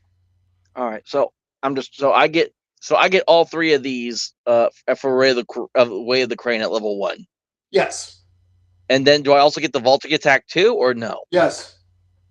Okay, but then the Flying Staff and the Groin Strike, those are the later level ups. Yes. Okay, it's like it's like at this point, I'm thinking you and me may need to do like a one-on-one with this character at some point, so I can get a better feel for this. Because like I'm kind of understanding it, but my brain's still kind of like I kind of get it, I kind of don't at the same time. So Okay. Uh, Definitely, I can do that. And well, it's like we don't have to figure it out right now. We'll figure it out as time goes on. So yeah. okay, so yep, all right. So we got those for our starting level 1 skills: martial arts and espionage investigation. Yes. So now we got to figure out, because we only got like we spent all this time talking about powers. We have 12 minutes to basically go over the rest of this. But it's like So, if we go we can go like if we can go to like 8:30 if we have to. It's not that big a deal. So I figure we go a little longer. okay. So I guess I should go back here to get a better idea, because I was reading over the kind of the mod stuff earlier. Character sheet, character formation. All right, the stats. So default for health is 100. Yes. All right. Let me get this all typed out here really quick. Okay, so 100 health. Defensive rating, default 0. Default 10. Sorry, that was a typo. Okay, so default 10 defensive rating. Gotcha. Yeah. Yeah, it's just like third edition. The more you'll get equipment and abilities that will boost that up, and somebody has to roll over that with a d20 plus whatever their combat modifier is. All right, regen 0. Yeah, Okay. unless And you have then, regeneration. yeah. And then, NA for toxin resist, disease resist, and reaction. Current. Zero. And Yeah. that's all currently. When we go back over to see what the powers and where skills give me, then those are bound to change more than likely. Yes. So I'm just writing all the defaults right now, and again, these will all be bound to change. Because especially with the martial arts and the investigation, I bet you the reaction will change for sure. Reaction. There is a few things that would add to reactions. Three things add reactions.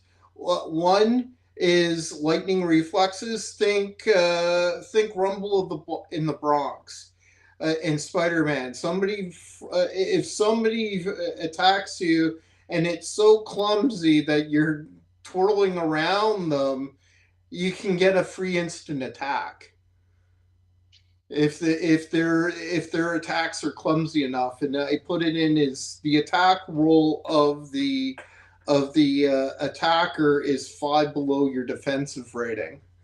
So, and of course, lightning reflexes has a high reflexive rating. Then there's things like if you have power link armors.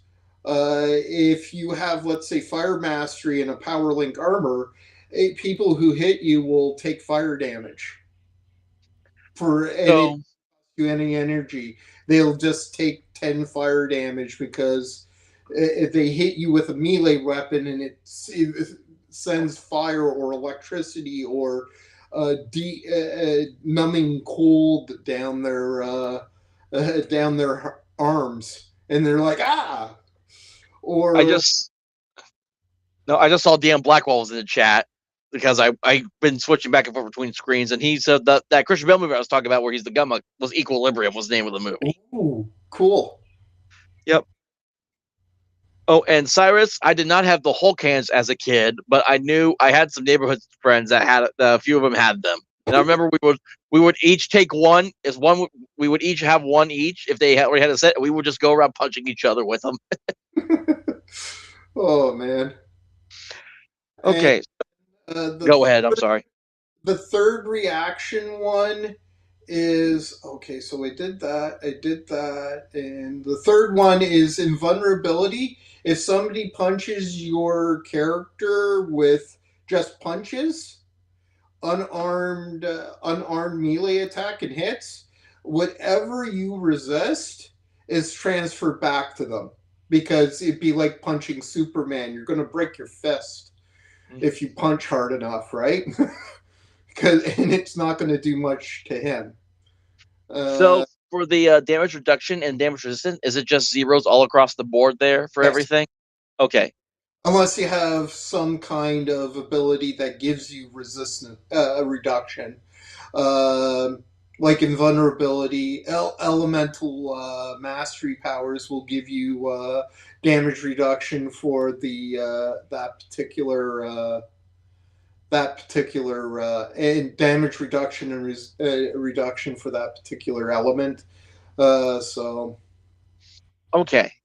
So I'm just getting everything down right now. So the combats, default 0 for combat mod. but you have martial arts, so that would be a +1. So okay, so combat mod goes from I don't know, is that that's a weird little I don't know if that little thing is supposed to be right there next to the mod or not. It looks like a weird like little 3.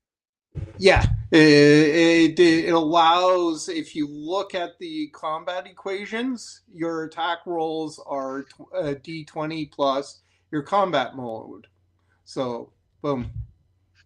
Oh, that's like a weird lowercase e. Yeah, Then 3. that's weird. Okay, then all right, then let me see what here. Critical range default is 20.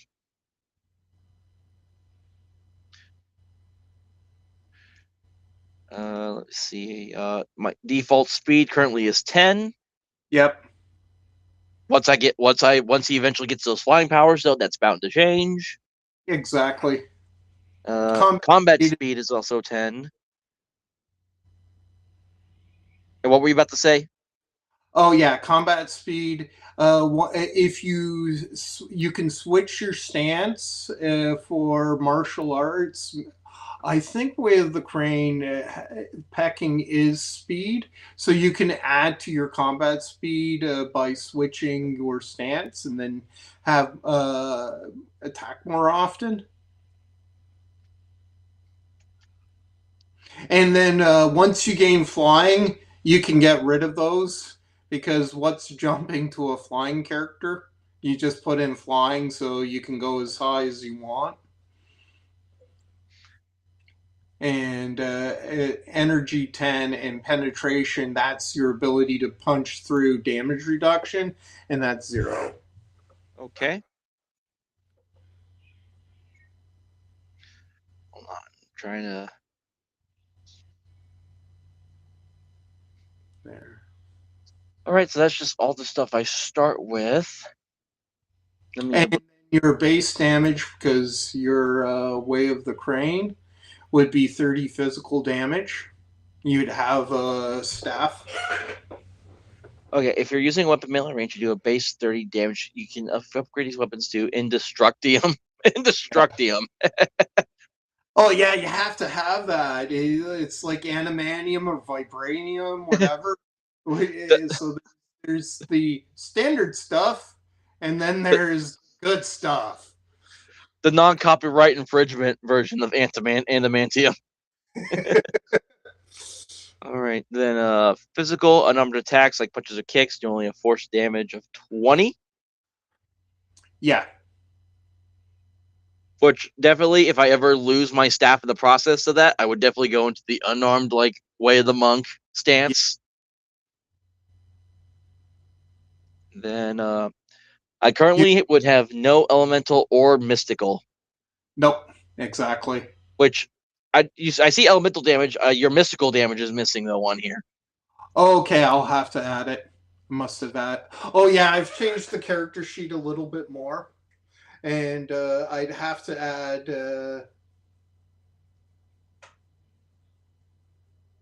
There's a lot of things to add elemental damage.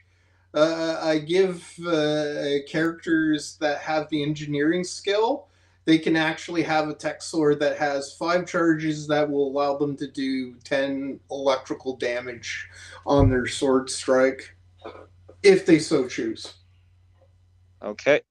And they Now, oh, those charges with more getting getting new energy sources, new batteries, so they can jury rig something together. all right. So for all these stats, how do we go about now? How do we go about doing figuring out what my stats are? Okay, so with that, if you go back to the character sheet, you would have basically with espionage way of the crane, espionage investigation, you would put it. The only one you would get is +1 stealth in here under judgment because Uh, it's considered a judging skill. oh, you mean the judging stat? Yeah, So judging one mod there. Okay. no, under stealth. You would have to get Oh, stealth. Got it. mindfulness to get 1 for will, awareness, and judgment as well. And that would give you the ability to, it would also give you 1 to your investigations. So you would have 1 more awareness while you're investigating crime scenes, stuff like that, where you can pick up things. So I put one in the awareness here then, or no? Oh yes, you could put 1, but be uh, give it +1 during investigations. Like Ah, if you're okay. traveling around town, you're not going to notice much. But if you're investigating an area, then you get a +1 to determine any investigations. Okay, so the mods are all based on the skills you've picked, basically. Then they're not like they're not. It's not like you roll for your stat numbers or anything. It's basically just what the powers and skills give you. Yes, exactly. And that way it gives you like a full. It allows people to have the exact character that they want, which is why I say if you know the exact kind of character that you want, you can start to build up, saying, "I want to have." One of the characters I made was called Valkyrie, and she has flight, and she has lightning mastery, so she'd be quite fast and be able to come in with. And then she chose Way of the Crane, having a spear to attack. So she'd be like flying in with a spear and electrifying it with her jolting touch. And Mm. so it's kind of like, what do you see your character as? And then you keep on building up, saying, okay, what are my holes? Okay, she only has 100 health. I might have to get energizing endurance because, well, she's coming in there very all the time to do damage. So I probably need to do that, and also give her more energy, and so she'd be able to do more. Her powers more often, type of thing. See, here's the thing with espionage. If you sneak up on a weak opponent that has no more than 100 health in stealth, you can instantly defeat them. So, Nice. yeah, that's one of the rules. So, think That's back. You remember the that's Christian Bale one, and everybody's kind of going like, "What the hell's going on?" And they're fighting in the Batman Begins in the container field, and then one guy gets knocked out, and then the next one gets knocked out, and then the next one, and then the next one, and then he's in Falcone's car going like, that's what I mean. That's why espionage. If you're in stealth, you can instantly defeat somebody because they don't know how to defend themselves. And I then mean, for a Batman based character, this does sound on par. exactly. I wanted to make everybody who wants to play a certain type of character feel like that character. And I had a lot of fun writing those rules, thinking about if you check them all out, you'll be able to see the fingerprints. Like there is metal and magnetism, and I combined two characters out of DC and Marvel. That was really, really, really fun. Two fun characters. I forget the name of the character in DC, but she had a gauntlet of metal magnetically glued to her hand, and then she just shoots metal shards out. Imagine if she met Magneto, who can crush trains and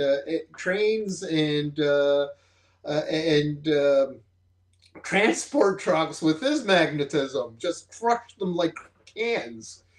So I kind of mixed those two abilities up. So they all have a very, very whatchamacallit. All of them were written in a way that I thought this is what that superhero is all about. Okay, so I'm just double checking because I'm looking at my skills real quick. I don't see anything else that would apply to anything on my stats besides that stealth thing, unless I missed something. No.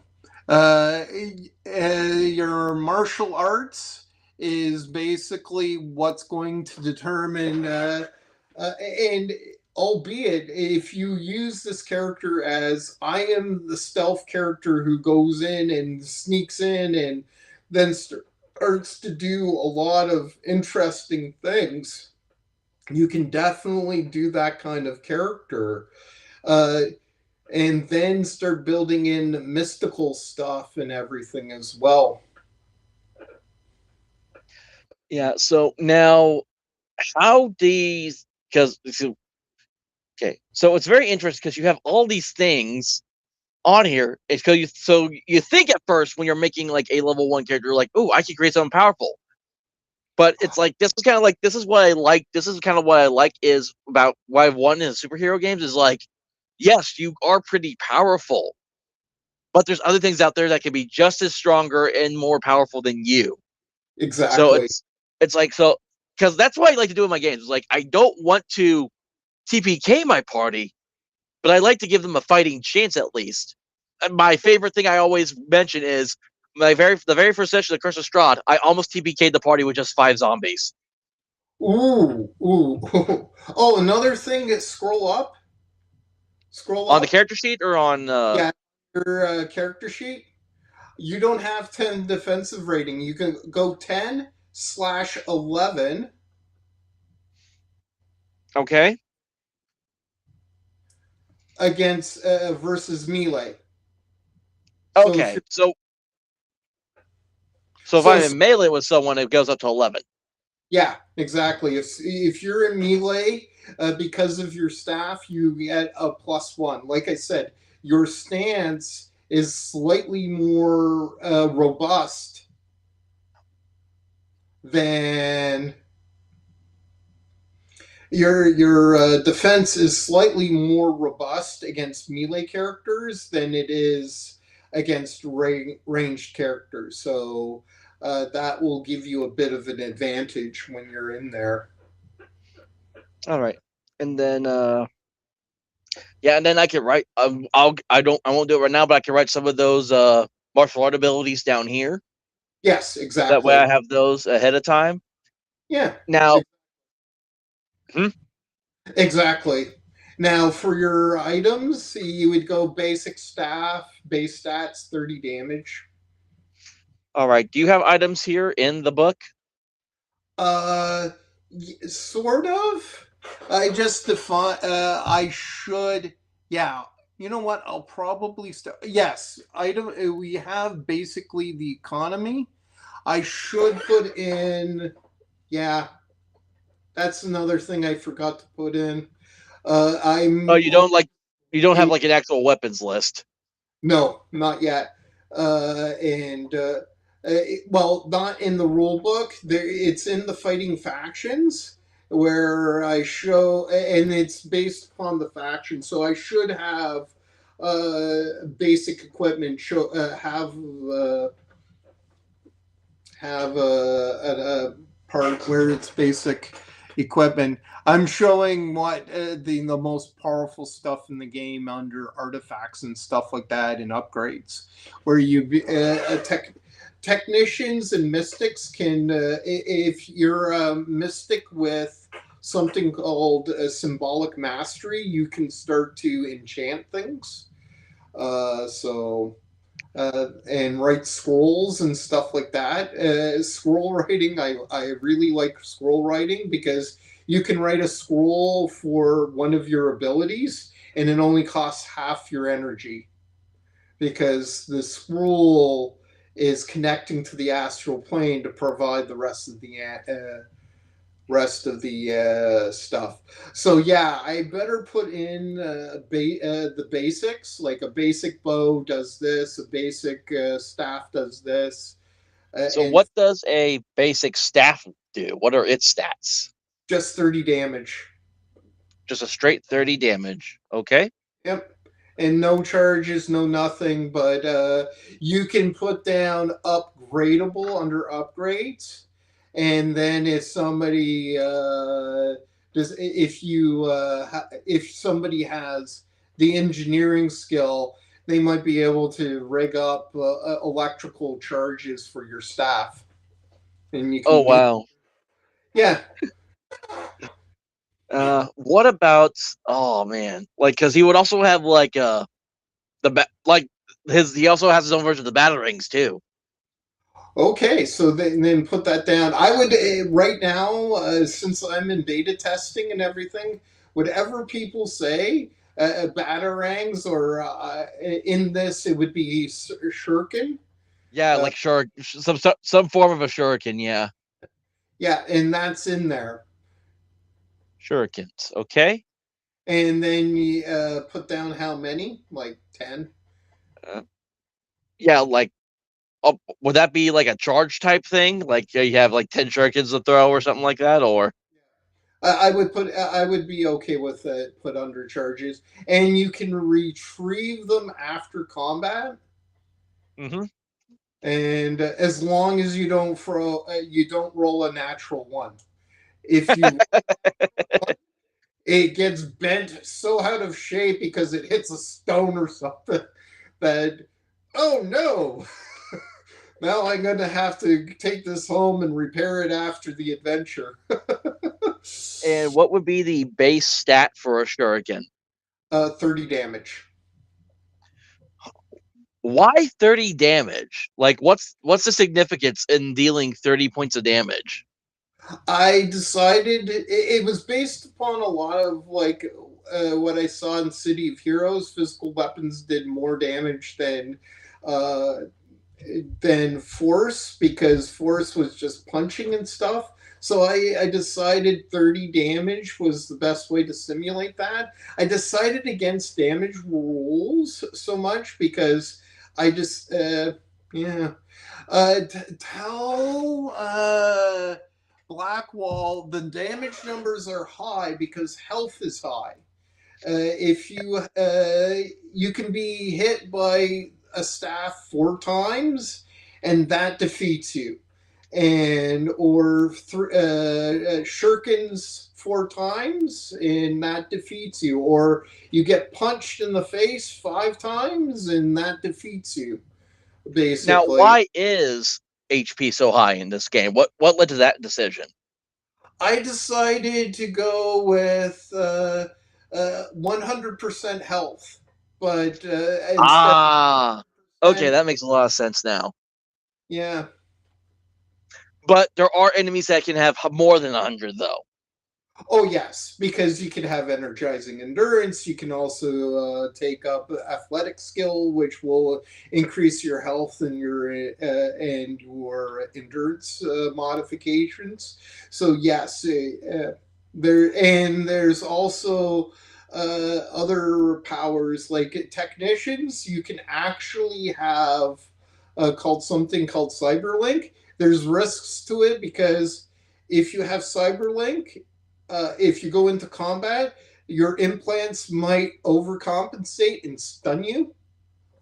You have to roll a d10, and if you roll a 1, you get stunned, and if you roll a 10, it optimizes so well you get an extra energy back. But it affects your awareness and your combat mod. It affects your strength. It affects your health. It affects your agility and defenses. So it can be quite powerful, but not in comparison to something like super strength. It's So, so above Blackwall followed it up. Oh, sorry, I didn't mean to interrupt you. You cut out on me for a second. Finish what you were saying really quick. it's above human capabilities, but not as strong as a pure super strength. So you get a +8 to your up to +7 to your strength modifier, where super strength gives you a +11. Okay, because then Blackwall, he followed up with a sure, but to what end? Why not 3 damage for a staff and 12 HP instead of 30 damage and 120 HP?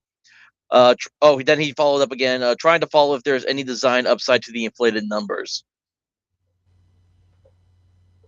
I basically like I said, I decided to go with bigger numbers because it felt a little bit more heroic. I made a lot of decisions based upon what feels like a hero.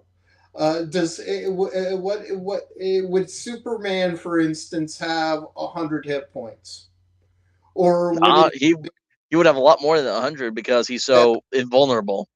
yeah, exactly. So I decided let's make the numbers bigger because it needs to feel like it needs to feel like a superhero game Like instead of just a dungeon crawling game. the idea that I just came to mind, the thought just came to my mind when we were talking about this is I'm thinking Kingpin from Spider-Man. He's Yeah, this big dude. He's a heavy hitter, but at the end of the day, he's just a dude in a business suit. There's nothing really special about Kingpin. So he would just have normal hit points of like any other man on the street. which is why I give athletic skill.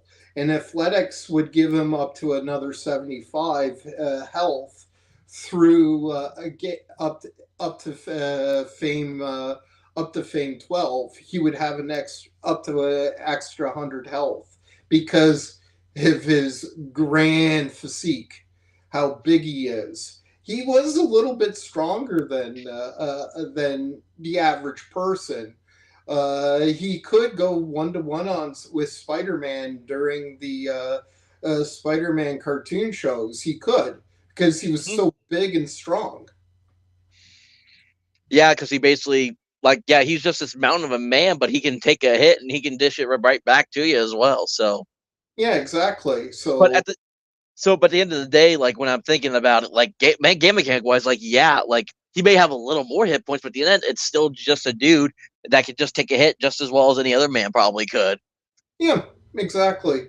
So for me, that's kind of what I decided for this. But I wanted to inflate the numbers because it makes it feel more heroic than uh, more heroic because here you have characters who have 100 health and you just make it ratios of 100. Now I kind of get where old school comes from, where like I said, my favorite character was an elf with 60 hit points and everything, and you rolled every single level. But here's the thing, I kind of looked at that and go like, does that kind of match the reality of superheroes? And the answer is not really. Superheroes feel powerful to begin with, so give somebody 100 health, and especially if you have something like invulnerability, then somebody punching you, it's not going to hit you for 20 damage.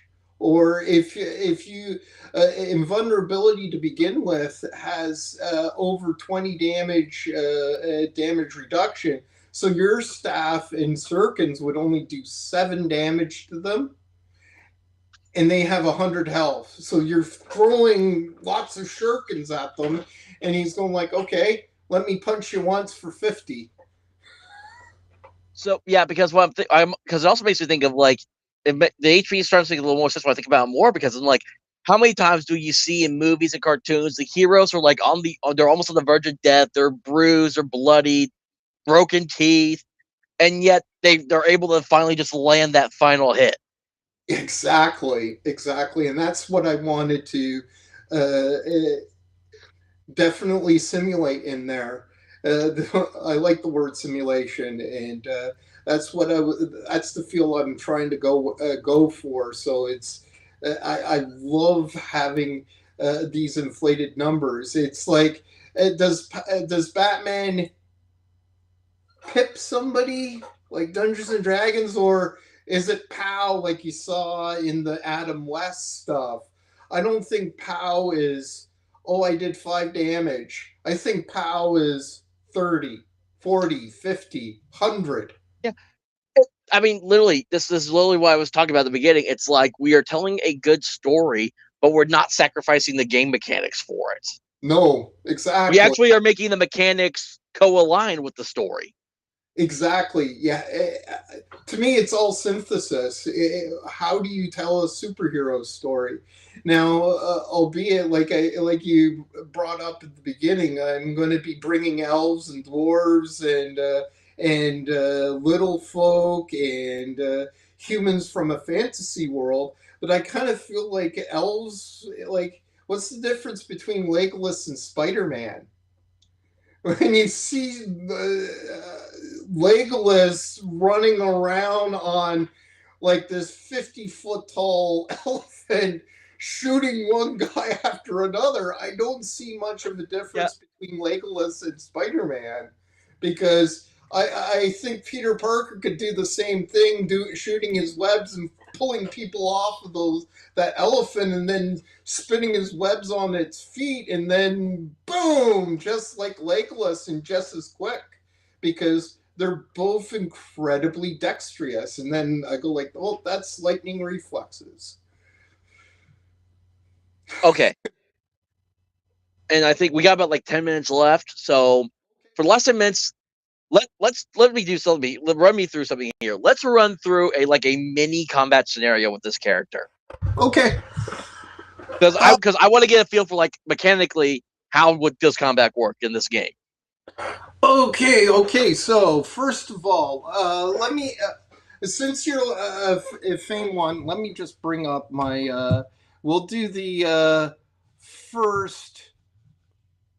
Let me bring up. Okay, give me a second. I'll bring up my the walking through the neighborhood, because this is exactly why I created that particular daring tale, a solo one that people can learn the system. So let's go to bring up Yeah, like load. just nothing too crazy. Like it's something simple. Like he's walking the street, he's looking into something. All of a sudden, he's got like maybe a few goons just suddenly surround him, and they're gonna be like, "Come here, we're gonna beat you up." Yeah, exactly. Okay, so I'll go right straight, and I've got the got it. Okay, you are just going walking down the road from your home. Your backstory: you're going to get you and your mom some dinner because you forgot to make it while you were checking the central net on your communication device all day, doom scrolling. And you see a couple of punks, and they're harassing a young woman with red hair, and one of the punks is a woman, and she's pointing her finger at the woman's chest. Give us a transfer to our account right now, or we rough you up, ditch. And the man, probably her boyfriend, takes out his long knife, and he's twirling it around in his hand. You can make this easy, or you can make this hard. The insulted woman's looking at you. Can you save me? The man and the woman turn around and see you and snarl. Man punk pointing his long knife at you. Look at what you're making us do, ditch. They start to make their way to you, and you have to fight them.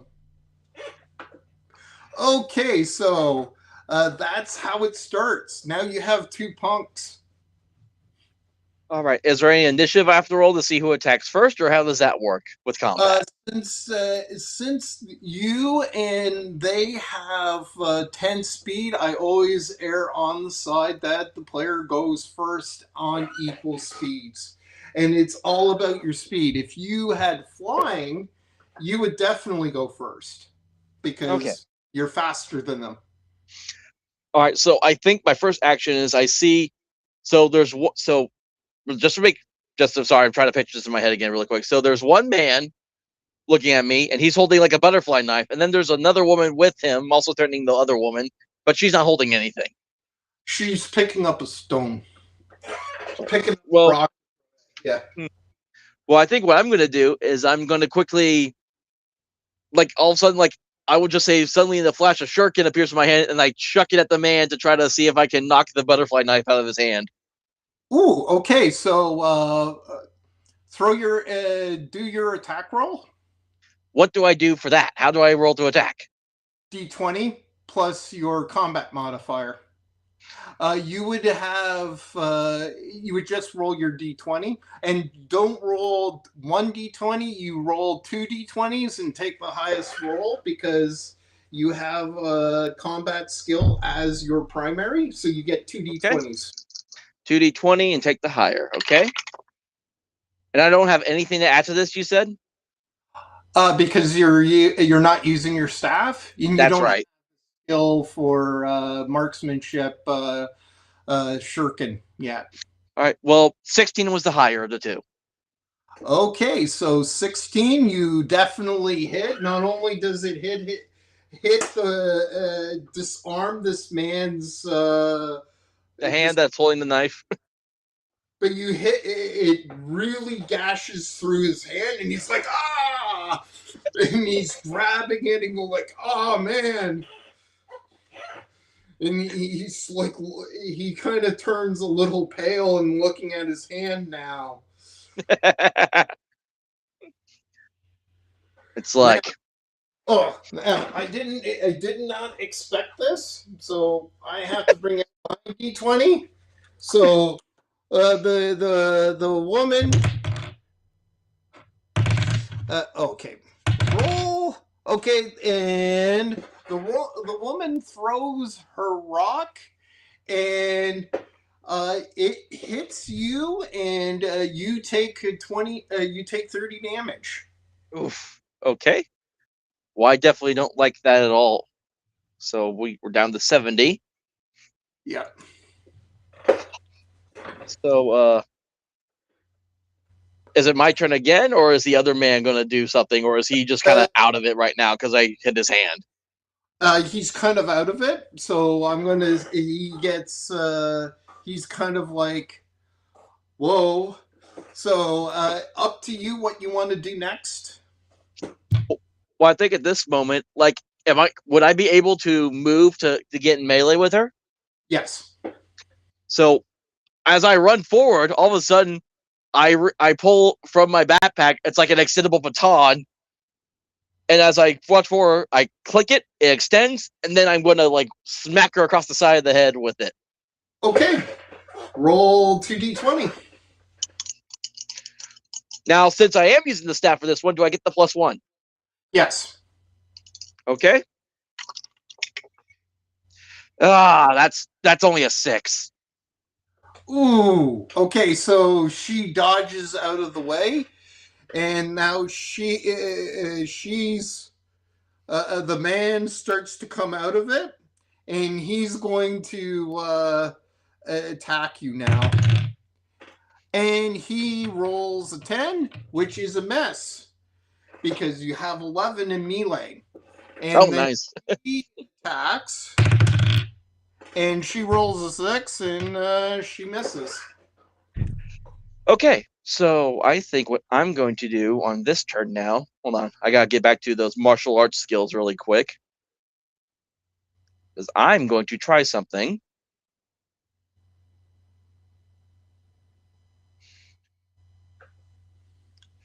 Yep, with me currently doing Way of the Crane.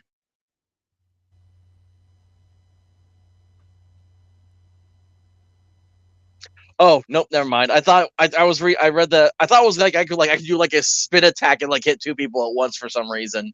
That's what I Ooh. was thinking, but I guess not with this one. Not yet, at least. I think. Oh, Uh, I can, however, do a vaulting attack. okay. Roll. Again, you get 2d20. I'm going to use two different dice since those ones were so bad.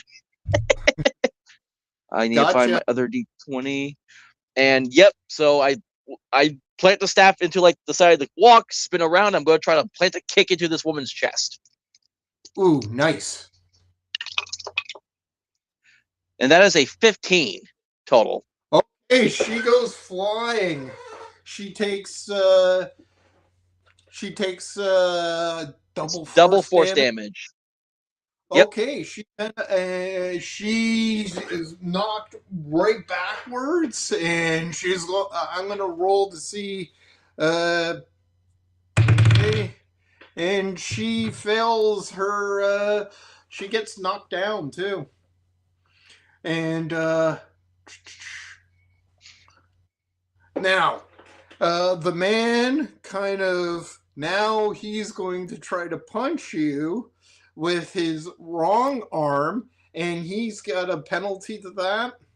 So I get because well he would be under disadvantage because his main hand would be too wounded. Oh, and he rolls a critical one. You Oh get to wow. roll against him. You get to roll against him. Attack. Oh, basically, because he failed so poorly, I get to basically counterattack.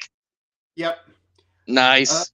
everybody kind of gets that lightning reflex reaction on a critical mess. He Is it rolled a one.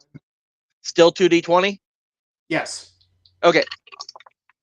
Oh, that's a nat 20, baby. Okay, you pulverize him, hit him right over the head. Oh, and just bam.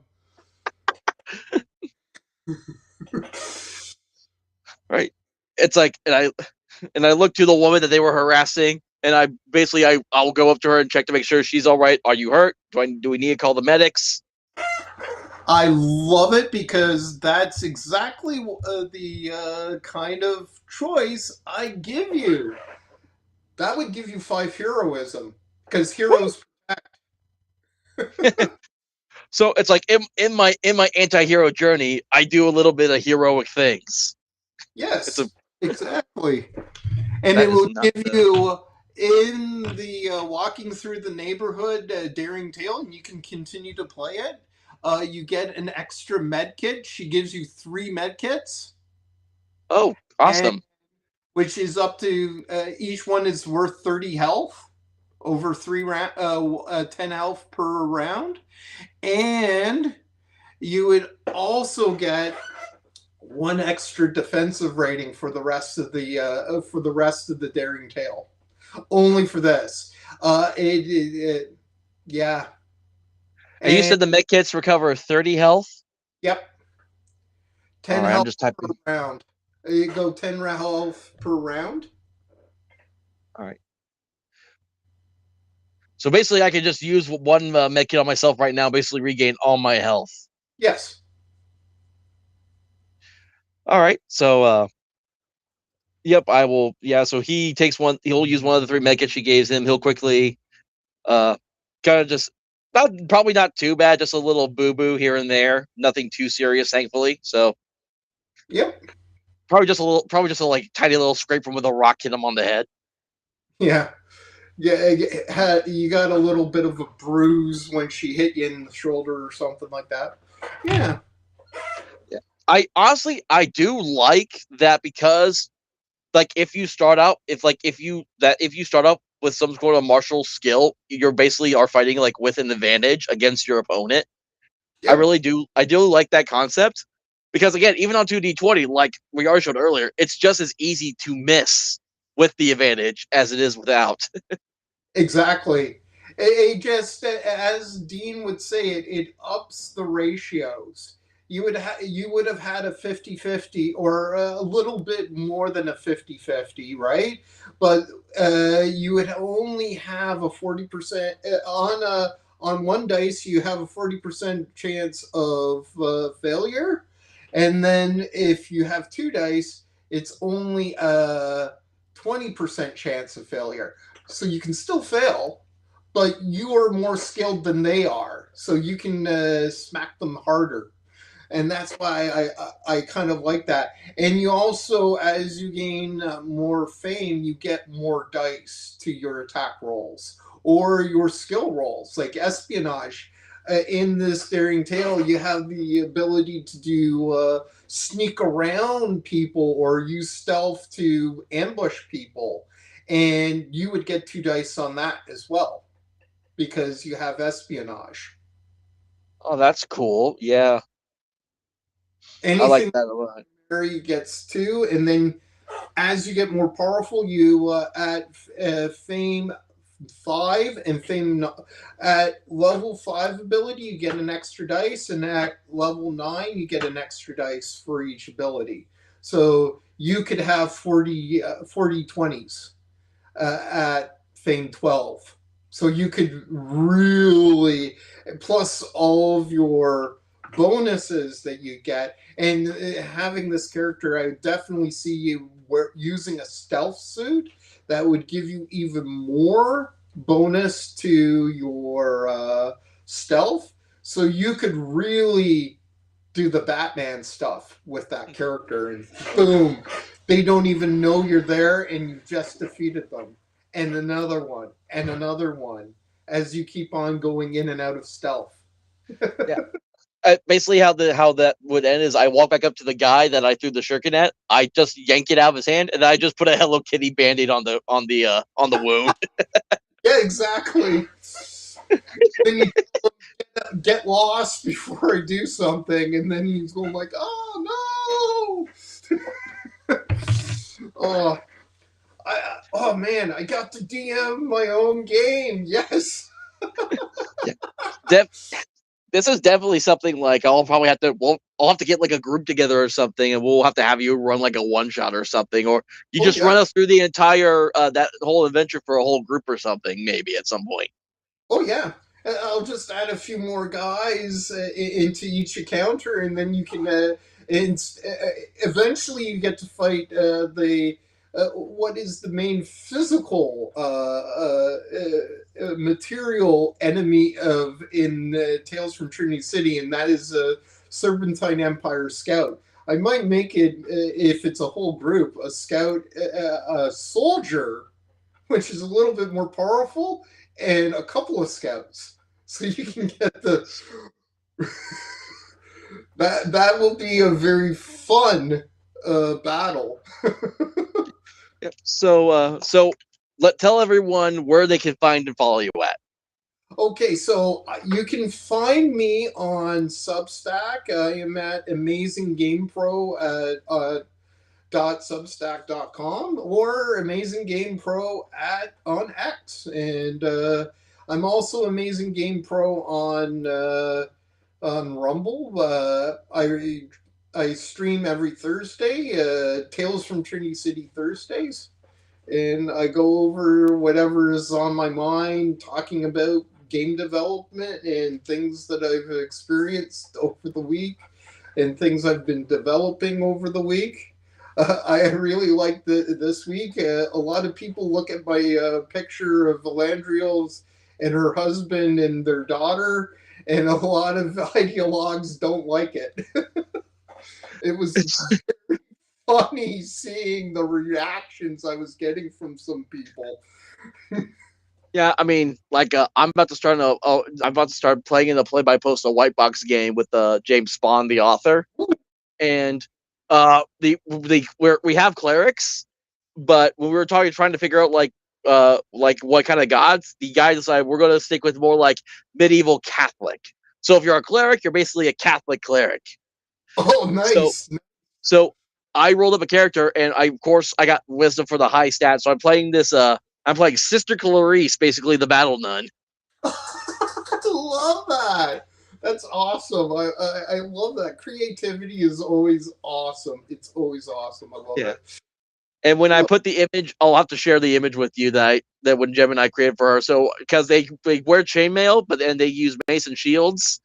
So so she's got this chainmail on, and she's got the mace, and then she's got like this blue like outer over the chainmail with the cross, and then the shield is a big blue with the cross. That's got like a I forget I can't remember what the image is from, but it's funny because James Bond also has this for his Discord profile image. It's a heart with the crown of thorns wrapped around it. ooh, love it. I love it. Yeah. Oh So man. and then, as always, you can find me on X, YouTube, and Rumble under the Ultra Mega TTRPGer at Ultra TTRPGER. Also, the unofficial sponsor for today's show was the Great Underground Online Gaming Convention by the Dungeon Delver, which started yesterday and is going through up until I believe Sunday evening is when Oh, the final games will be. So if you're not following part of the Guac Discord server, go on there.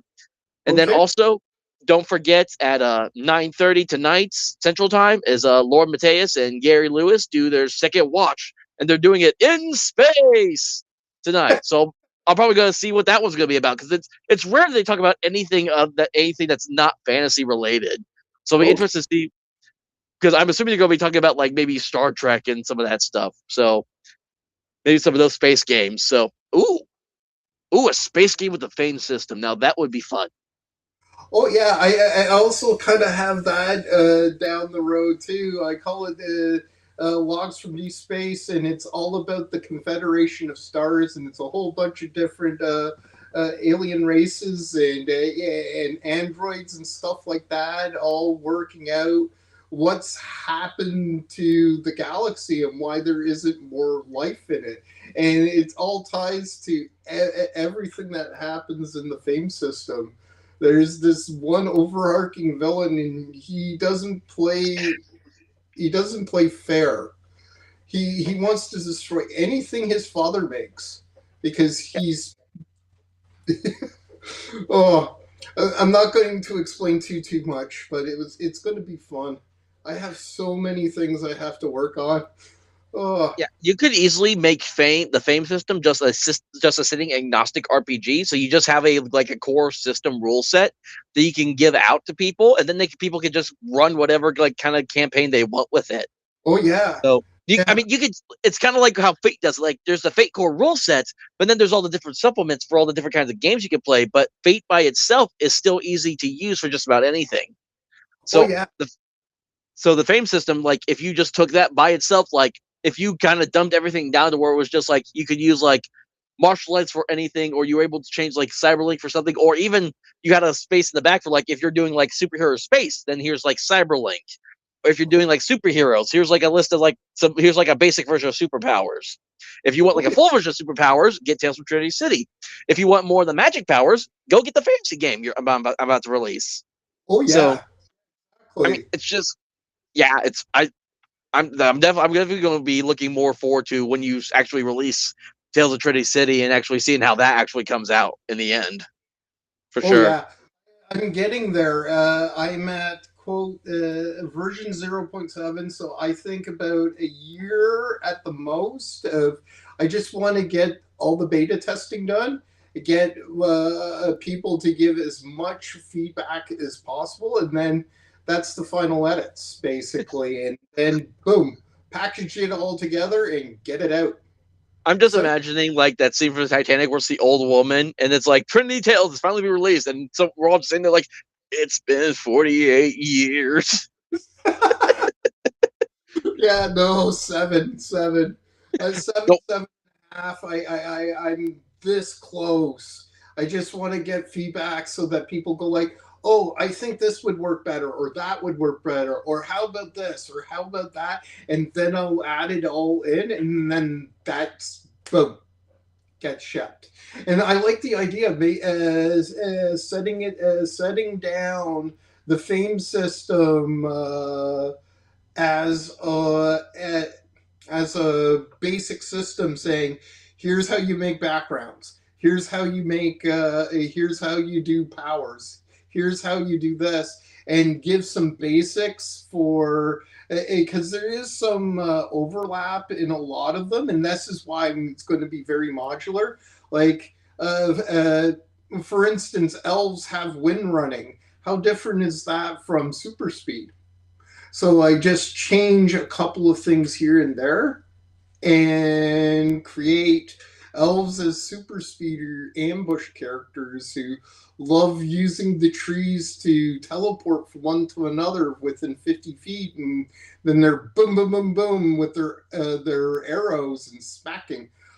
But I could go on forever, and I can see what time it is, so I'm gonna let you no, go. you're good. This is why I started a little earlier because I knew we were going to go a little long, and we did go a little bit longer. But I mean, it was good. I mean, we got to talk about the game. We actually got to make a character, and we actually got to do some combat. So I need to do more streams where I bring on the people for the games like this, so that way I can actually get a feel for the game. So Oh yeah, yeah, and so yeah, your idea of taking this walking through the neighborhood and let people walking through the neighborhood also has six pre-made characters, and they all I played them all, and they can all get to the final encounter for sure, but not all of them can fight off the serpent, because the serpent is quite powerful even for a gifted character. well, again, thank you everyone for joining us tonight, and where we got to fly through the Trinity City Tales of Trinity City game. Uh, expect Mark to be probably back on at some point to we can go over this game even more and see what new stuff he's coming up with. So again, the 2026 Squawk is going on right now. Go join that server again, 9:30 p.m. Central Standard Time. Second watch with Lord Mattias and Gary. So everyone, have a good weekend. Roll some dice and be safe out there.